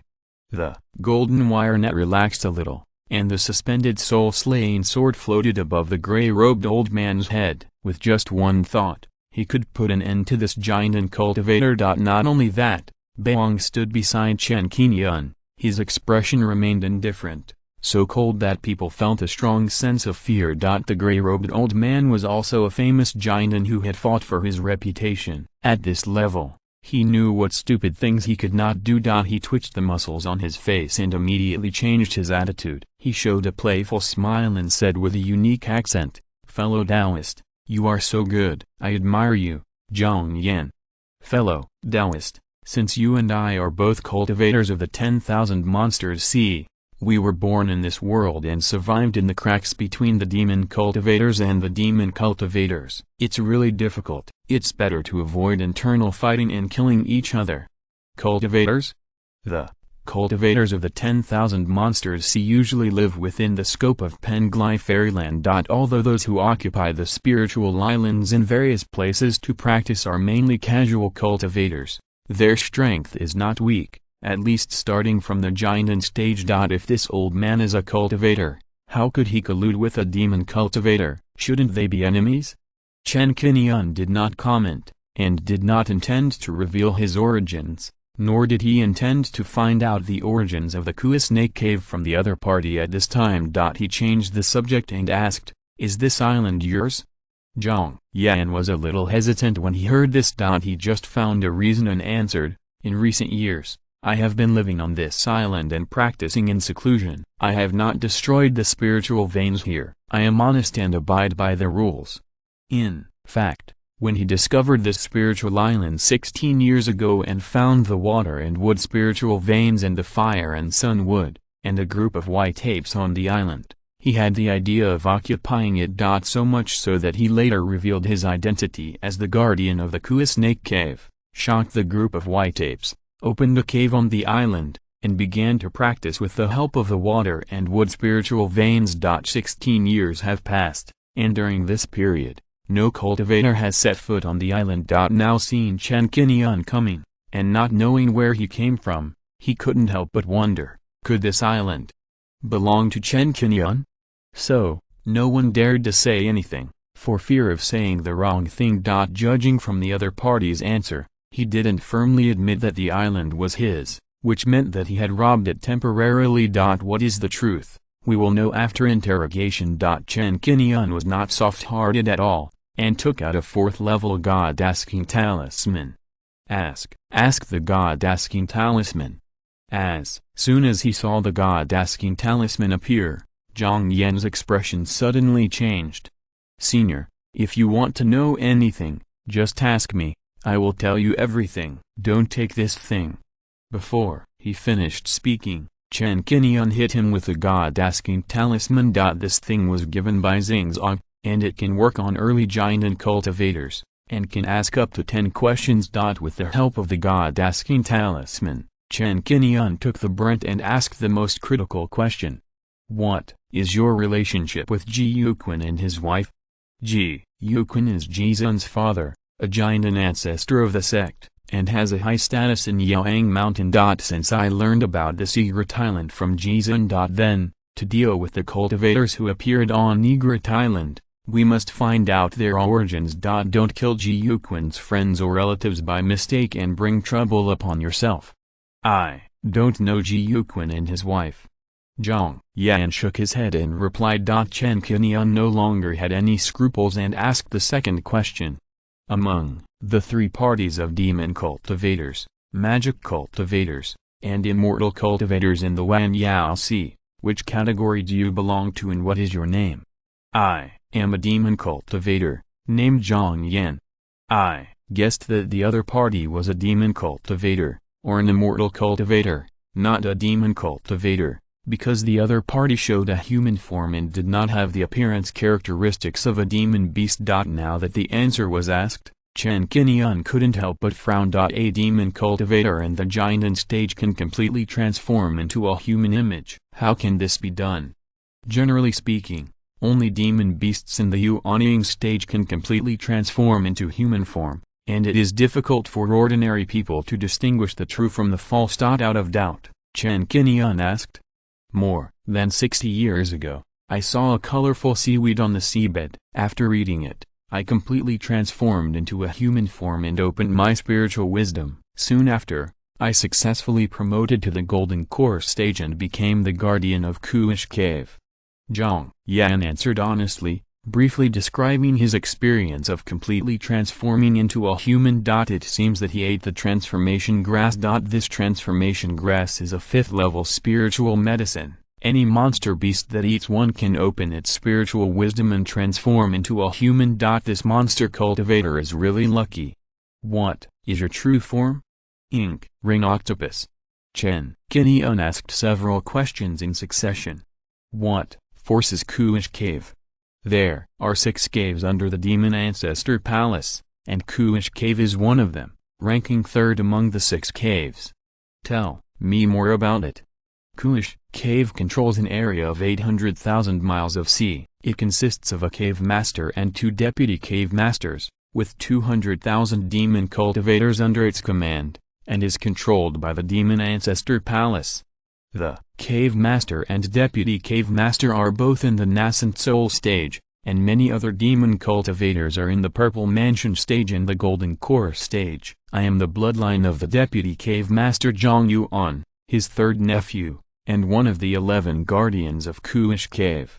The map given by Xingzong did not mark the information of this Kuish Cave. At first, Chen Qingyun thought that it was either not discovered or it was irrelevant. Now that he knew the strength of Kuish Cave, he was secretly shocked. There are 3 demon cultivators in the Nascent Soul stage, and 200,000 demon cultivators subordinates, plus the many demon beasts under their command. Such a cave power, if it sends out 30% or 40% of its power, is enough to sweep across the entire Xinghai, making the 5 major sects of Xingzong feel overwhelmed. This Wanjiantu is really full of powerful people. It is not an exaggeration to describe it as golden elixirs everywhere. Compared with Xinghai, the two are not at the same level at all. Chen Qingyun had a bottom line in his heart, and while feeling that there is always a world beyond the world, he continued to ask, "What are you doing occupying this island?"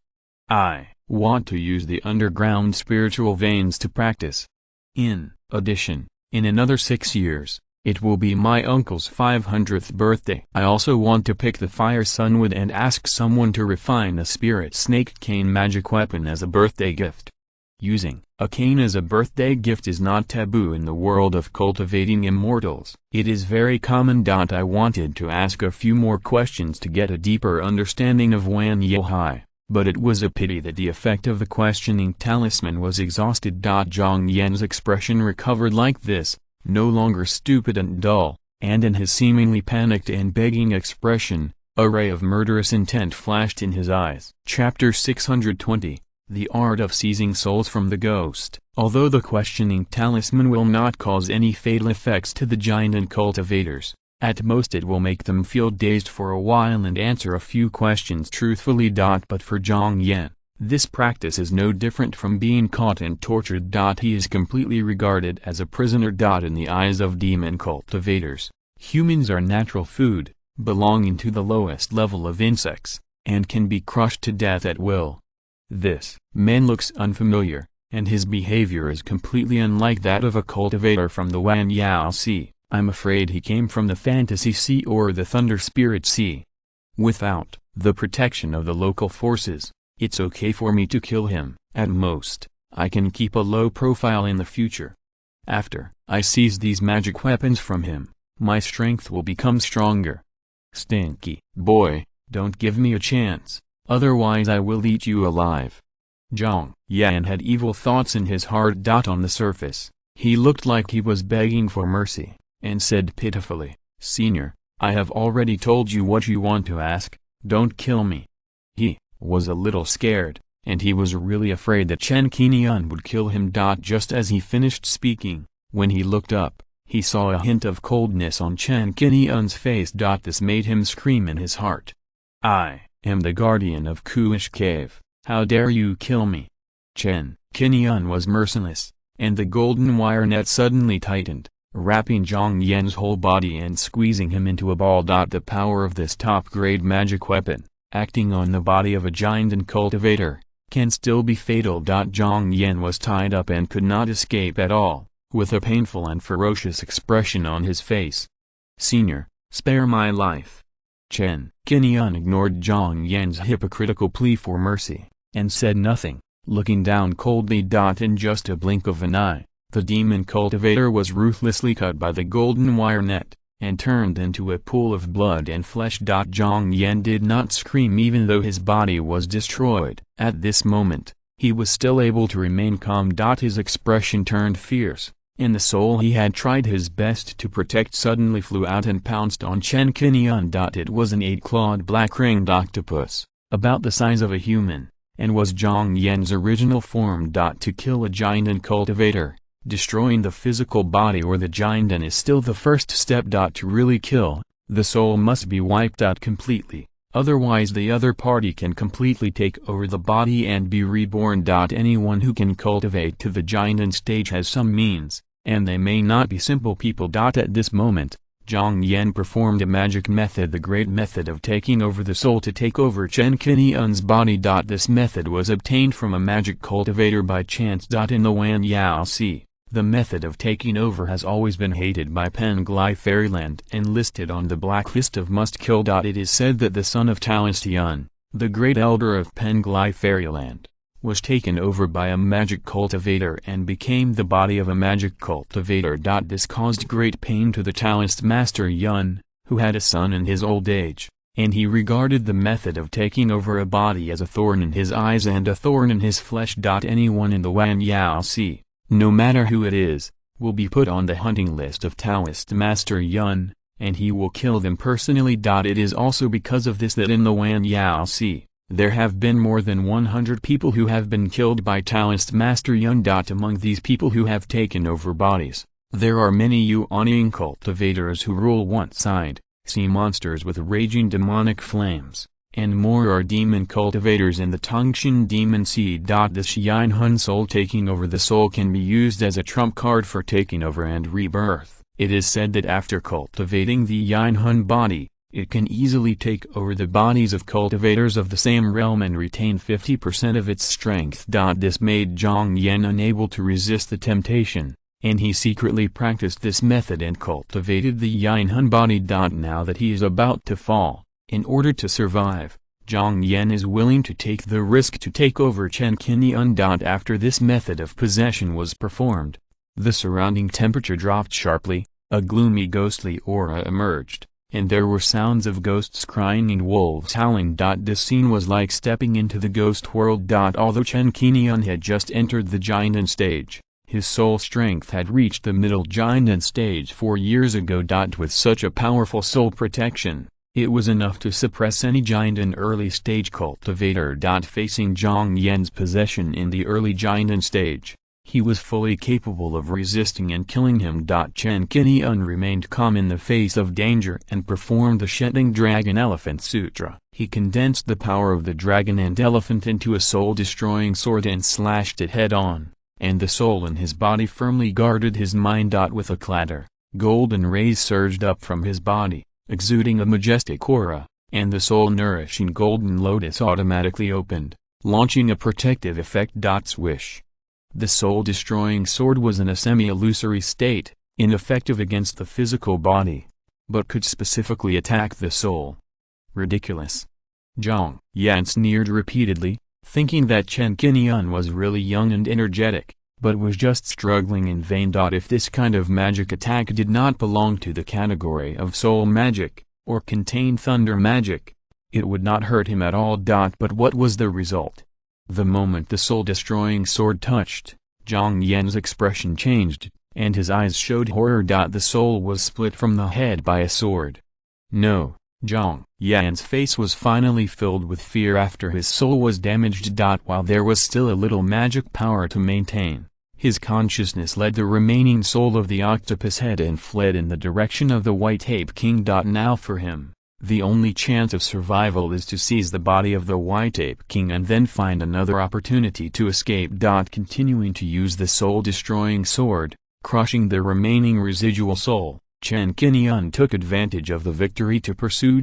Whirled. A black precious spell flew out of Chen Qingyun's hand, soared into the air, and turned into a person's size, full of thick metallic texture.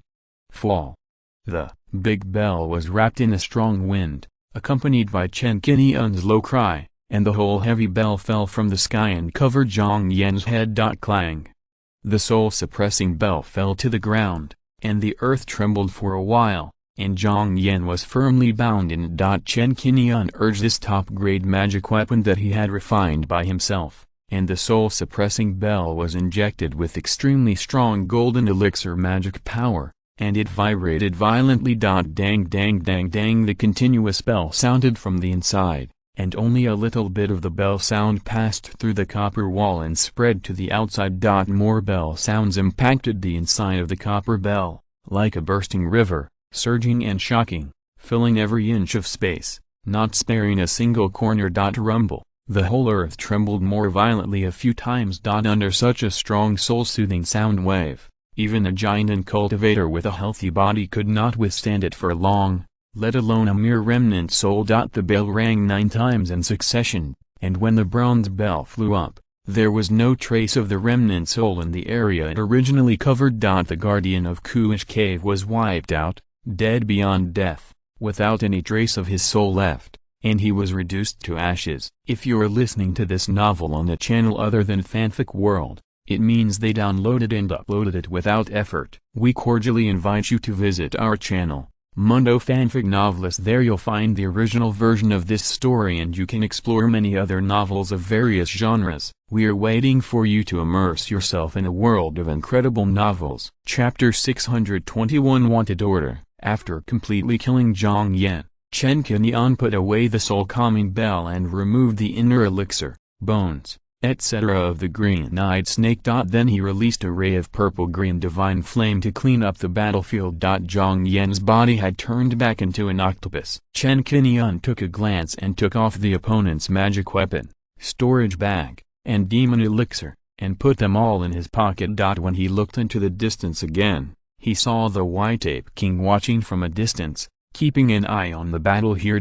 Seeing the look Chen Qingyun was giving him, the White Ape King shuddered with fear. While secretly bearing a grudge, he wondered how each of these invaders was more powerful than the other.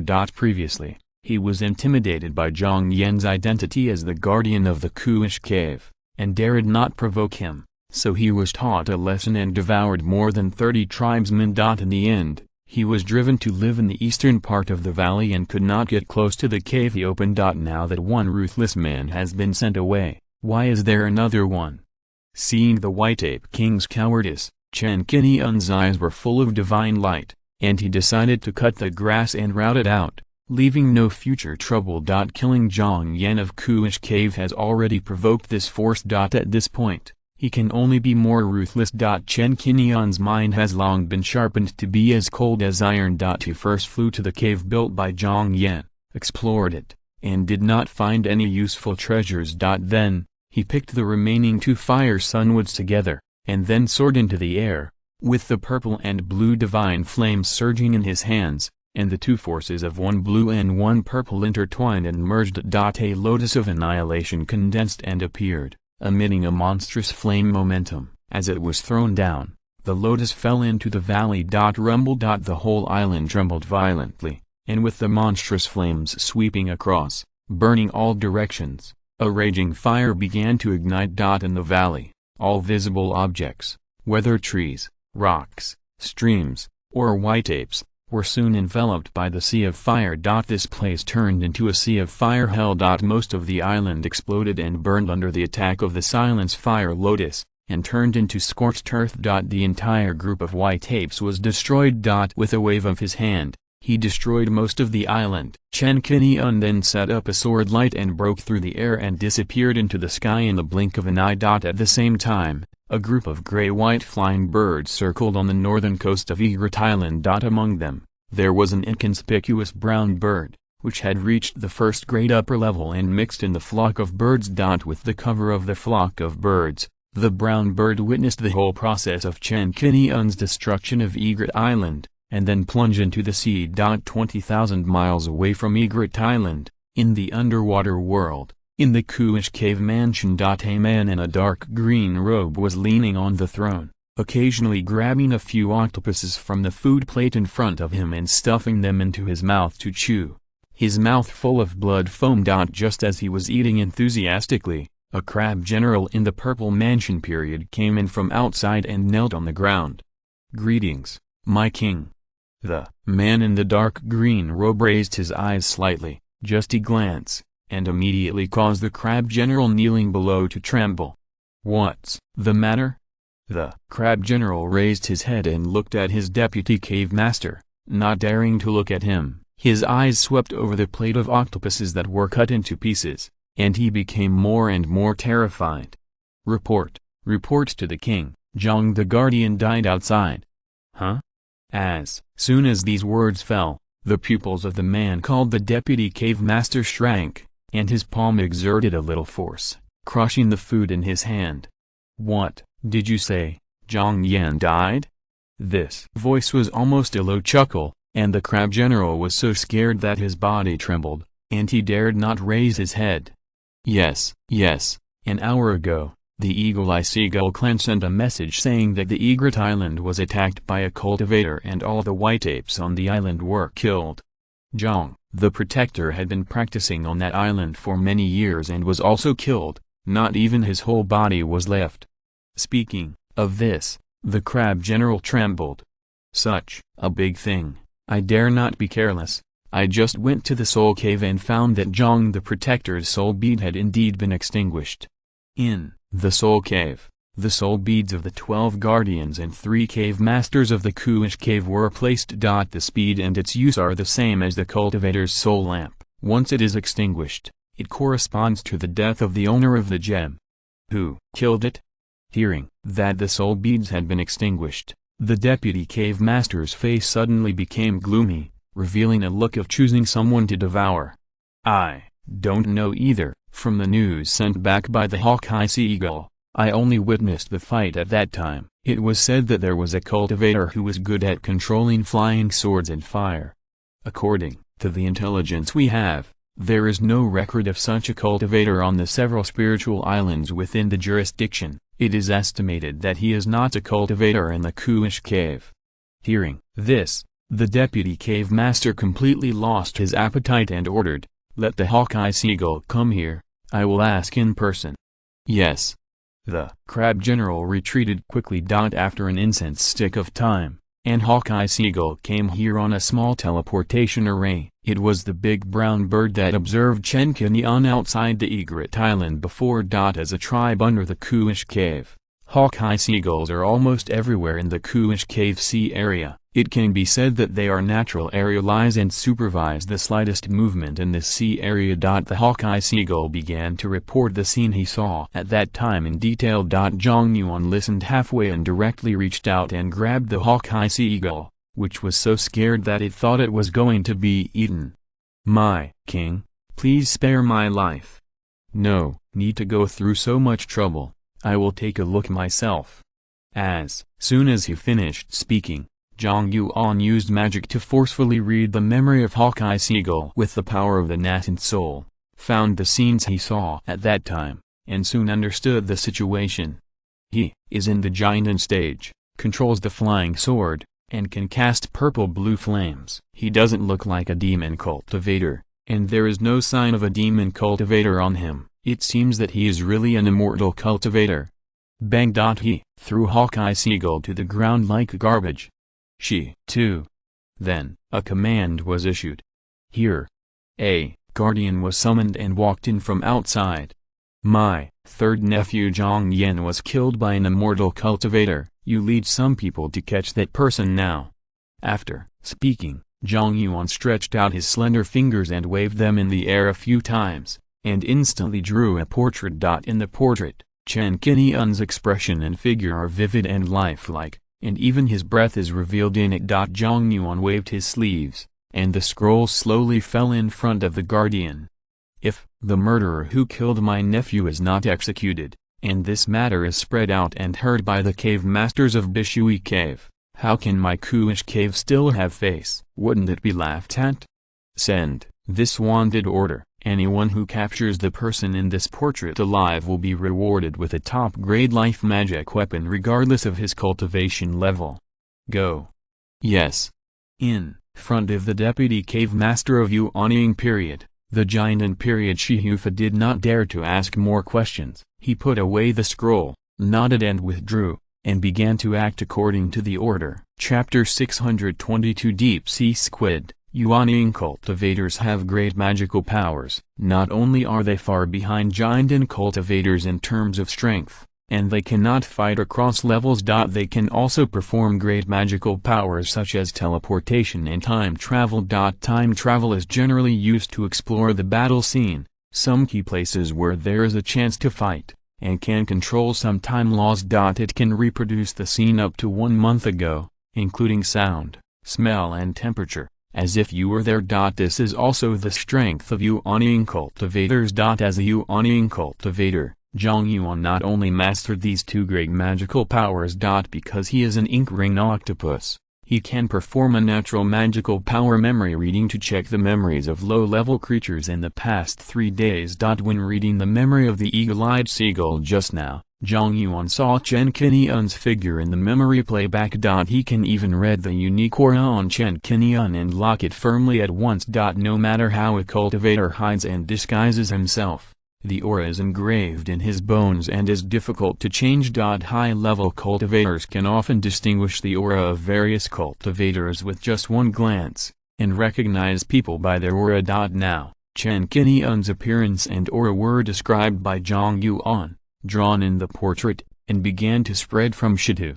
This cultivator deserves it. He was active in the Kuish Cave, but he didn't know how to keep a low profile, but he jumped into the fire pit and killed Zhang Yan. Everyone knows that Zhang Dongzhu is the most protective of his shortcomings, and his arms never turn outward. Now the surrounding 800,000 mile sea area is destined to be restless. Shitu read the information in the portrait and could clearly see Chen Qingyun's appearance and aura. A giant and early-stage cultivator, provoking Kuish Cave, still kicked Zhang Yuan's iron plate, and now he is courting death. In the 800,000 mile sea area, those giant and middle and late stages. Even some Yuanying stage cultivators are unwilling to provoke Zhang Yuan casually. Shit muttered in his heart, not daring to neglect, and began to copy the contents of the portrait, and sent messages to other guardians one by one. The master of Kuish Snake Cave has reached the middle stage of Yuanying cultivation. His body is a 5th-level black-winged Kuish snake. He can be regarded as a hegemon in the sea of 10,000 monsters. He has 2 deputy cave masters in the early stage of Yuanying, Zhang Yuan and Bamo. The subordinates of giant and period demon cultivators are Zhang Yan and Shitu. Zhang Yan is the weakest among the guardians, but he still relies on the blood relationship of Zhang Yuan and flatters to get the position of guardian. Under Zhang Yan, there are actually many giant and period demon cultivators. Now that Zhang Yan is dead, the position of the 12 guardians will be vacant, and there will be competition at that time. After Zhang Yuan issued the wanted order, Shi Guardian summoned his men and passed the reward information and Chen Qingyun's portrait to the other 10 guardians through the communication jade slip. On weekdays, these guardians are mostly active in the seabed, hunting monsters, immortal cultivators and demon cultivators for food, and they are very aggressive. Unlike the more intelligent human cultivators, the immortal cultivation arts such as alchemy, refining, talisman making, and array formations in the demon cultivation world are not well developed, and there are even few proficient people. These immortal cultivation arts are extremely mysterious to them, and it is difficult to understand the principles. Often only high-level demon cultivators will spend time to comprehend, and there are many outstanding ones among them, and there have been master-level strongmen.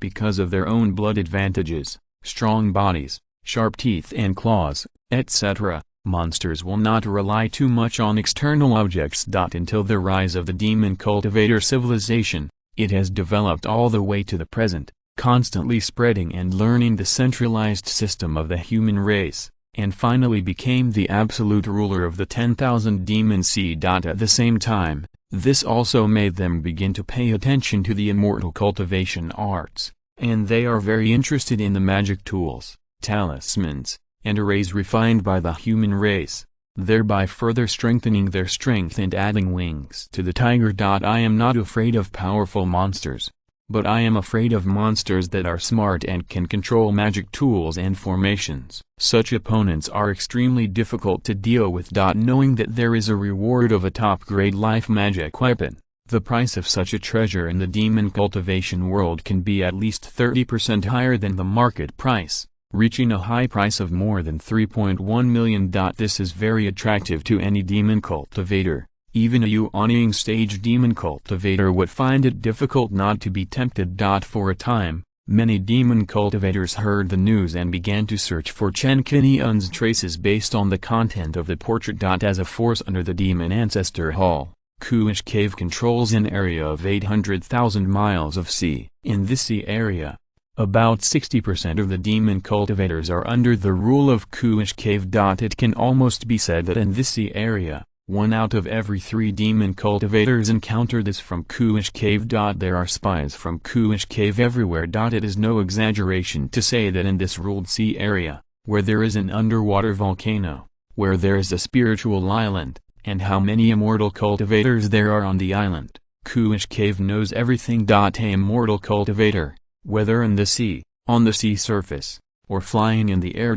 In this sea of monsters full of monsters, it is difficult to fly. Chen Qingyun did not know that he had been wanted by Kuish Cave, and continued to sail on the Panlong. After traveling for hundreds of miles, Chen Qingyun soon discovered that the number of monsters in the sea had increased significantly compared to when he came.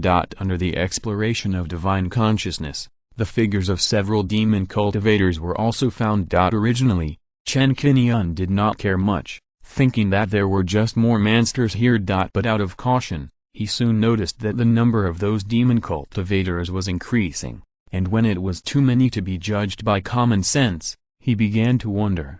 There must be something wrong when things are abnormal. What's going on? Did something happen in the underwater world that made these demon cultivators run out?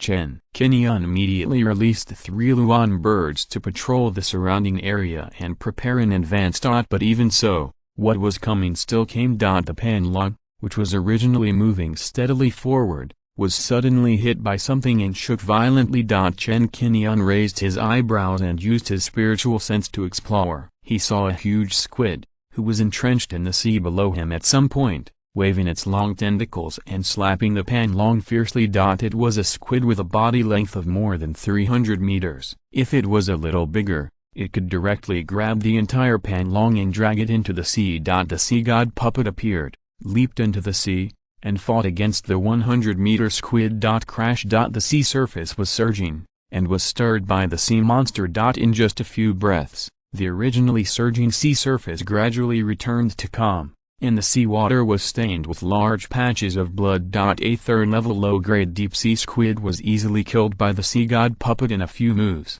and the demon pill was taken back to the boat. But this was just the beginning. Chen Qingyun noticed that more deep-sea squids began to emerge from the bottom of the sea. Chapter 623, Easy Counterattack. Among these deep-sea squids, the largest one is close to 300 meters in size, enough to pose a threat to the Panlong. So many squids.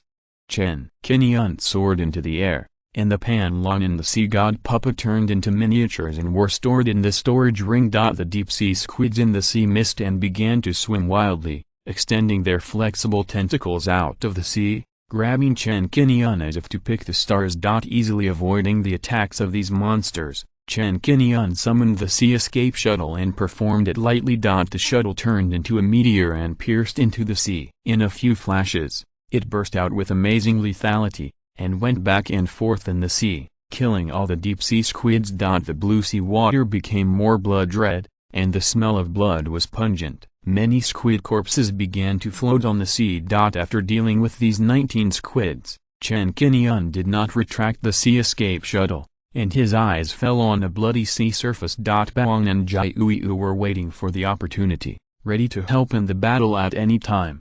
Human boy, you killed so many of my people. Today I have more than enough reasons to hold you accountable. A loud cry sounded, and the waves in the sea surged, rolling up a huge wave, lifting up two figures. These are two men, with particularly strange shapes. They look like human figures, but their heads are high and bulging, like the heads of squids. In addition, they each have 8 tentacles on their bodies, which have not yet turned into palms. These are 2 demon cultivators, from the deep-sea squid clan, and still retain some of the characteristics of the squid. In terms of body shape, they are much taller than ordinary people, and their eyes are red, which looks very strange. Golden core stage. After directly using his spiritual sense to detect and see the strength of these 2 demon cultivators, Chen Qingyun slightly concentrated his mind. When did he provoke the other party? Just now, out of active defense. He killed those deep-sea squids, but now he was blamed by the other party. Do you really think you are easy to bully? He. Why waste time talking to him? Once we catch him alive, the reward will be ours.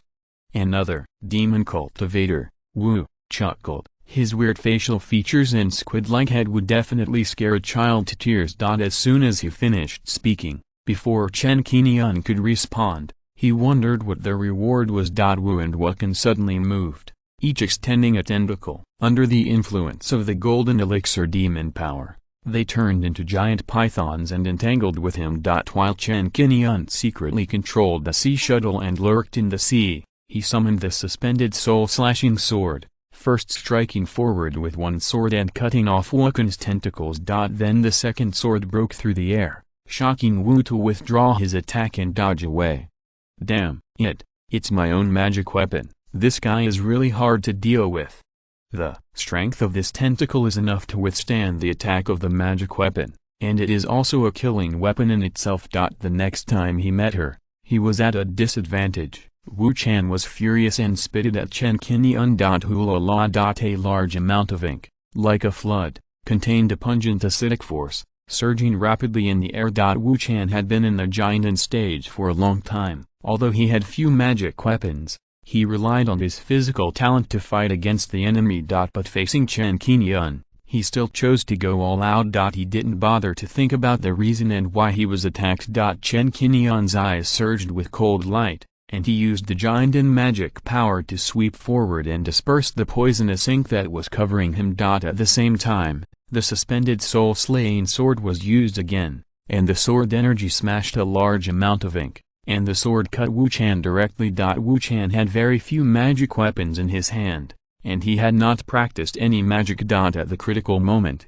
he could only rely on the escape technique of the giant cultivator to avoid. As soon as he dodged, another magic weapon followed. The Thunder Dragon shears whizzed over and cut his head. Wu Chan couldn't dodge this time, so he could only raise tentacle to resist, and his arm was cut off again. As a younger brother, Wu Yi was slightly weaker. Seeing that Wu Chan suffered twice, he dared not step forward, so he could only activate a white flying sword to attack.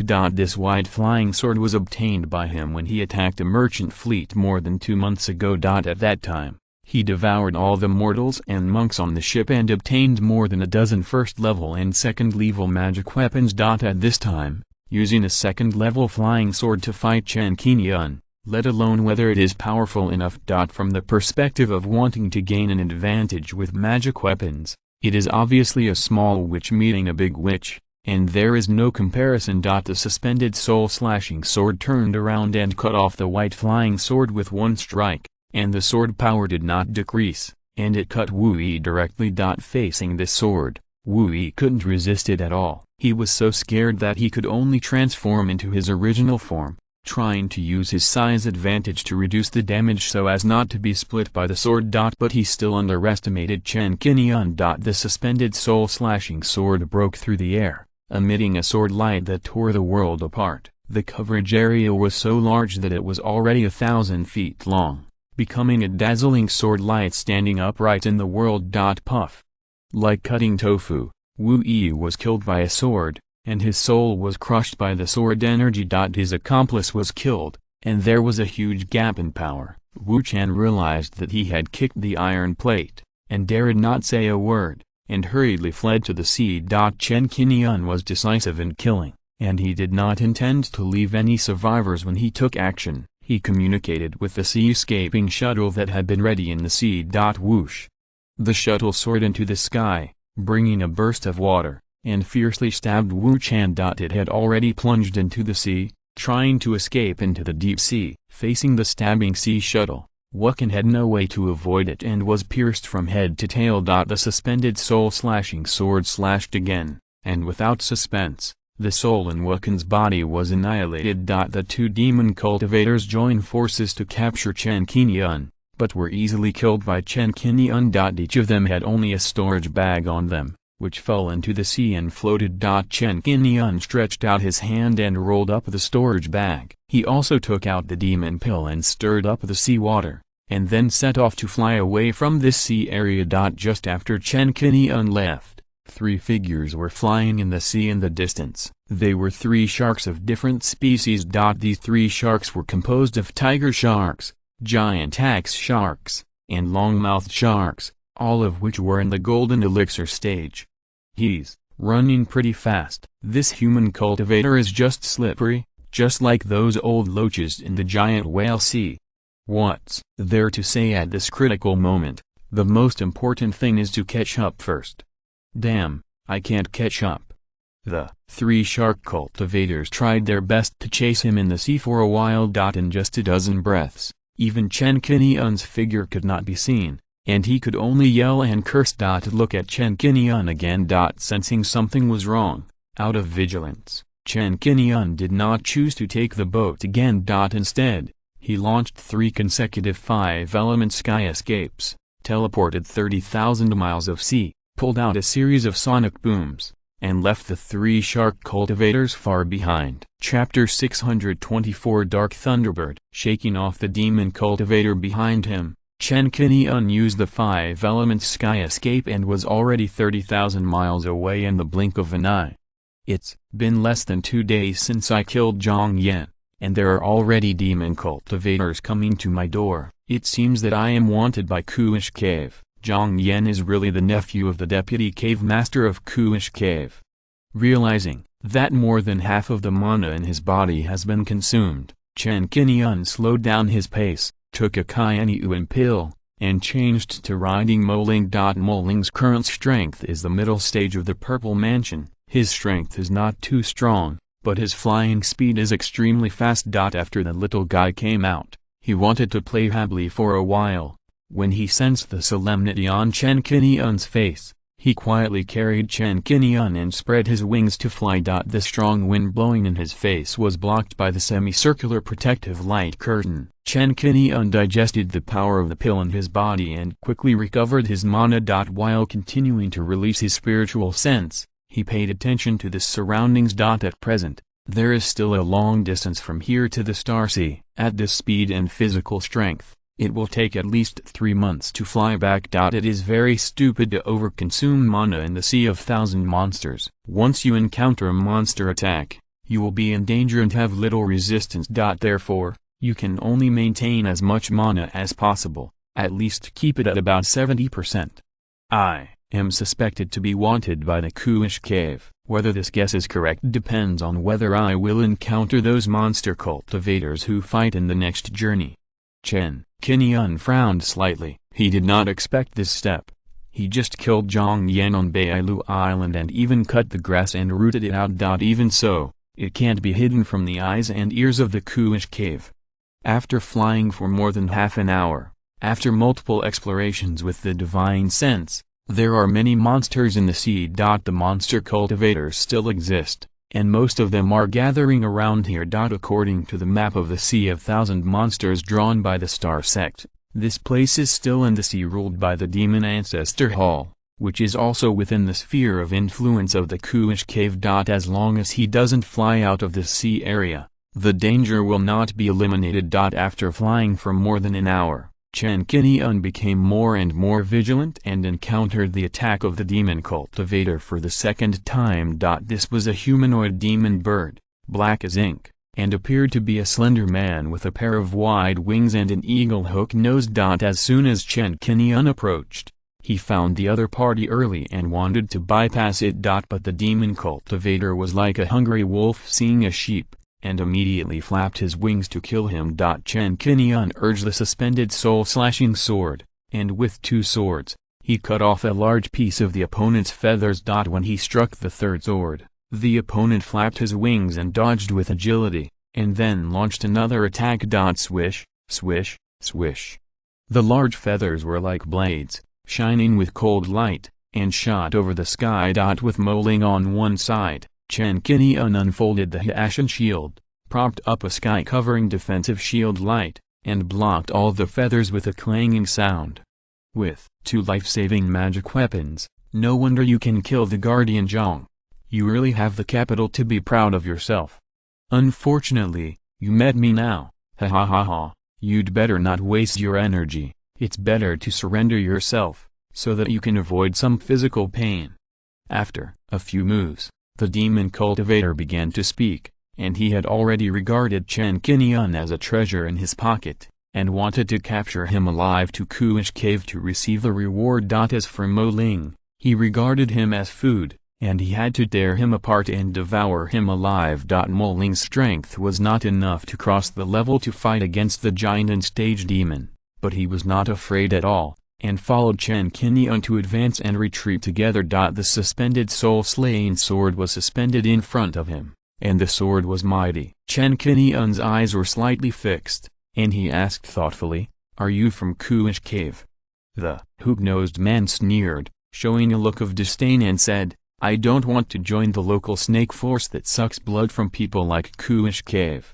After that, he raised his voice and revealed his origins. "Listen to me. My name is Hai Ling. Don't confuse me with those Kuish cave bastards. If he is not from Kuish cave, then he must have taken action for some benefit." Chen Qingyun's thoughts moved. In order to confirm his guess, he directly asked, "What benefits did Kuish cave give you that are worth your risk?"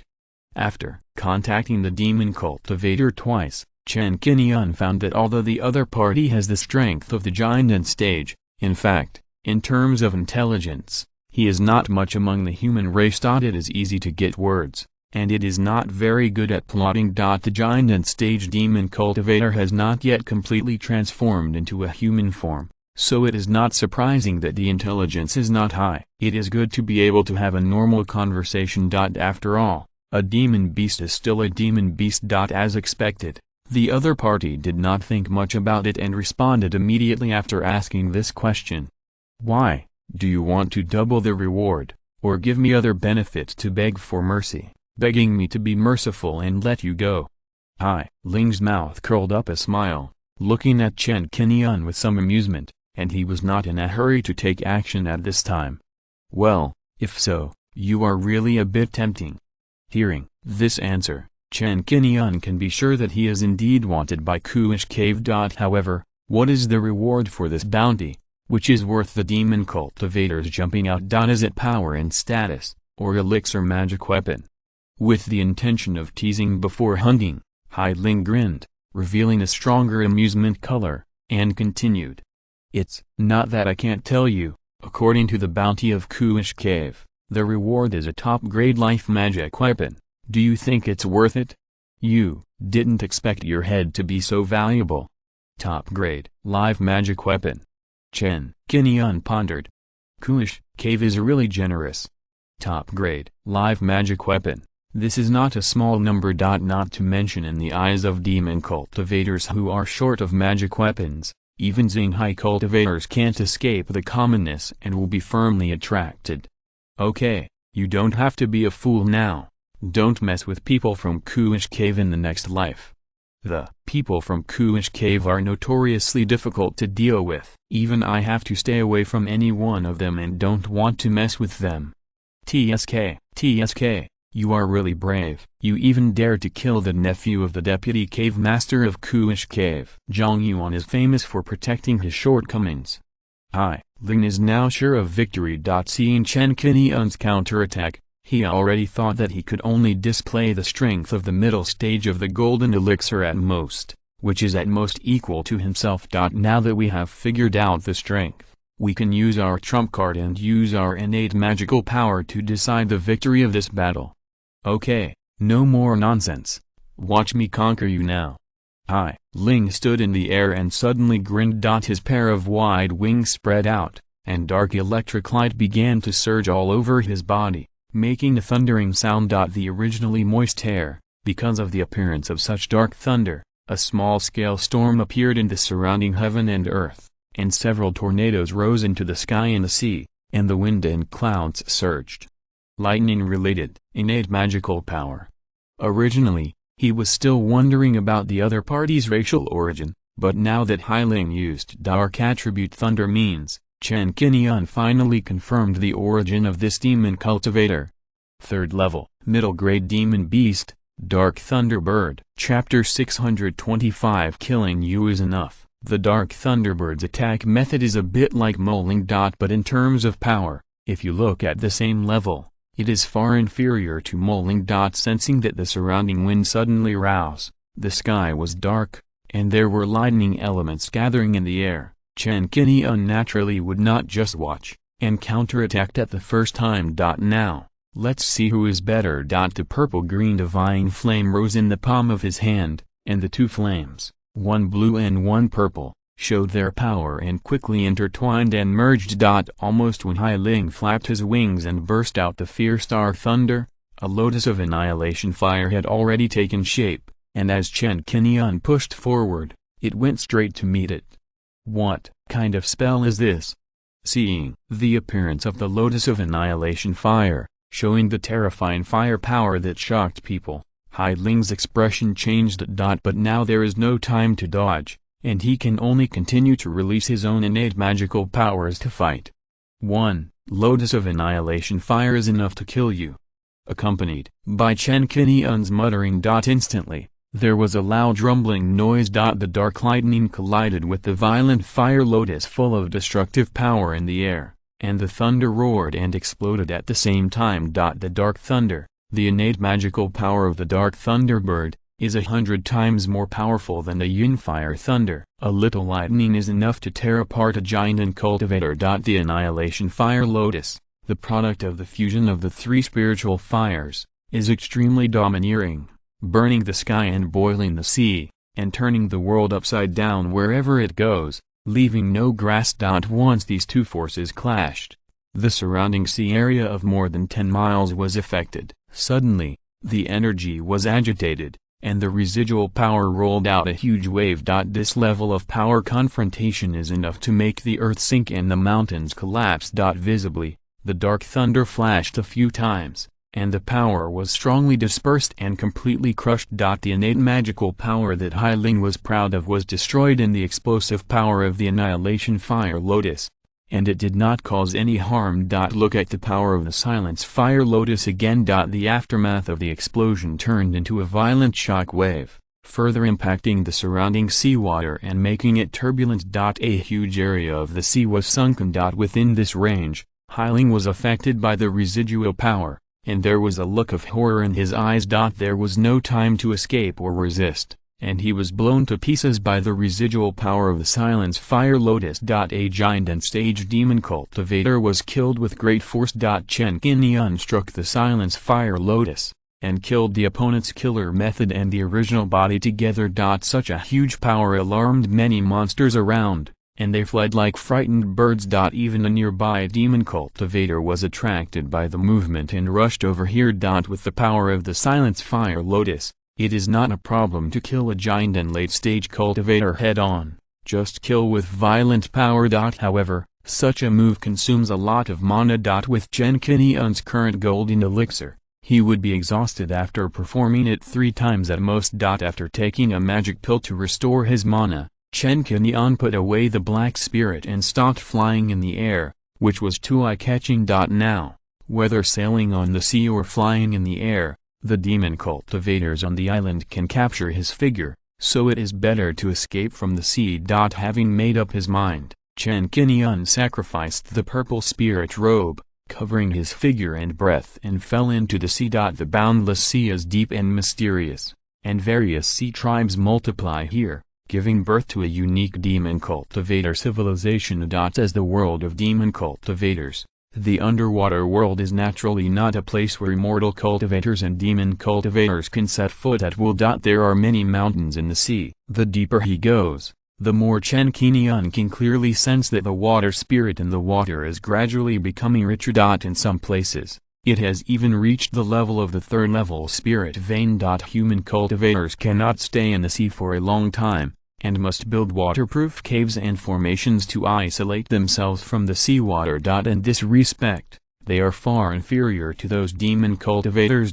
Chen Qingyun only dived to a depth of more than 300 meters, and temporarily landed on a ridge in the sea, quickly refining the elixir in his body to restore his mana. According to the itinerary, there is at least 700,000 miles to fly back to the Star Sea, and it is still a long way. If you use the 5 elements sky escape continuously to travel, you have to use it 70 times, and with the current mana, you can't handle it at all.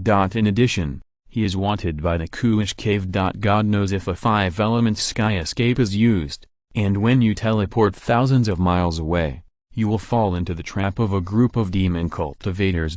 Or some dangerous place, dead place, or other restricted areas. This is not the Star Sea. It doesn't mean that there is no big problem in any way you can travel. The unknown danger is the most terrifying. In the coral group, a large number of colorful coral fish swam here, emitting brilliant light, which could attract mates and show their own advantages. Allowing these coral fish to mate and reproduce here, Chen Qingyun spent more than an hour and finally restored his magic power. Just as he was about to drive the sea shuttle to travel, he saw 6 figures appear in the distance, surrounded by a large number of small fish.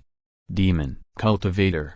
Having dealt with demon cultivators several times, Chen Qingyun did not dare to move rashly. He continued to cover himself with the purple spirit robe and did not forget to cast a 2nd level invisibility talisman to strengthen the hidden effect. While paying attention, the 6 demon cultivators came here and were still talking in a low voice. Damn, immortal cultivator, why did you have to provoke Deputy Cave Master Zhang when there are so many people to provoke? Now that the wanted order has been issued, I am not the one who is suffering. This is a manta ray, which has already taken on a human form, holding a trident, and is also half human and half demon. The other 5 people are also from the manta ray clan, and their appearances are not much different. 5 are in the purple mansion stage, and 1 is in the early stage of the golden core. According to the news, the immortal cultivator is still hiding around here, and will not run more than 30,000 miles at most. Do you think that immortal cultivator is not around here? One of them spoke, and did not forget to look around. His eyes swept across the coral group where Chen Qingyun was hiding, and did not find Chen Qingyun's figure. Don't talk nonsense, you curl mouth. Be careful that he really jumps out and cuts off your head with a flying sword. Another fellow joked, and he was also a little panicked in his heart, looking around from time to time. Among them, the only demon cultivator in the golden core stage said nothing, frowned all the time, and explored with his spiritual sense, paying attention to the surrounding environment. Ha ha ha, actually, what's there to worry about? With these 3-eyed silverfish as our eyes, they can patrol with us. As long as there is something abnormal, they can detect it in advance. What's there to be afraid of? Brother, Moling also takes us on patrol. He is equivalent to the giant in stage among the immortal cultivators. He is confident that he can deal with that immortal cultivator. That's right, if we really meet him, even if we don't kill the immortal cultivator, as long as we report the news, it can be regarded as a little credit. Last time when we wanted those immortal cultivators from Penglai Fairyland, we found their traces first and reported them immediately. Afterwards, the mortals who traveled with them were all rewarded to me. Ah, I really miss the taste of those mortals. I'm still greedy now. Ha ha ha. The conversation became clearer and began to approach the direction where Chen Qingyun was. End of this chapter. Thank you very much for reaching the end. Don't forget to like. Looking for more exclusive content and immediate access? Subscribe to our Patreon. Remember, every like, subscription, or donation encourages us to continue. Thanks to everyone. See you in the next video.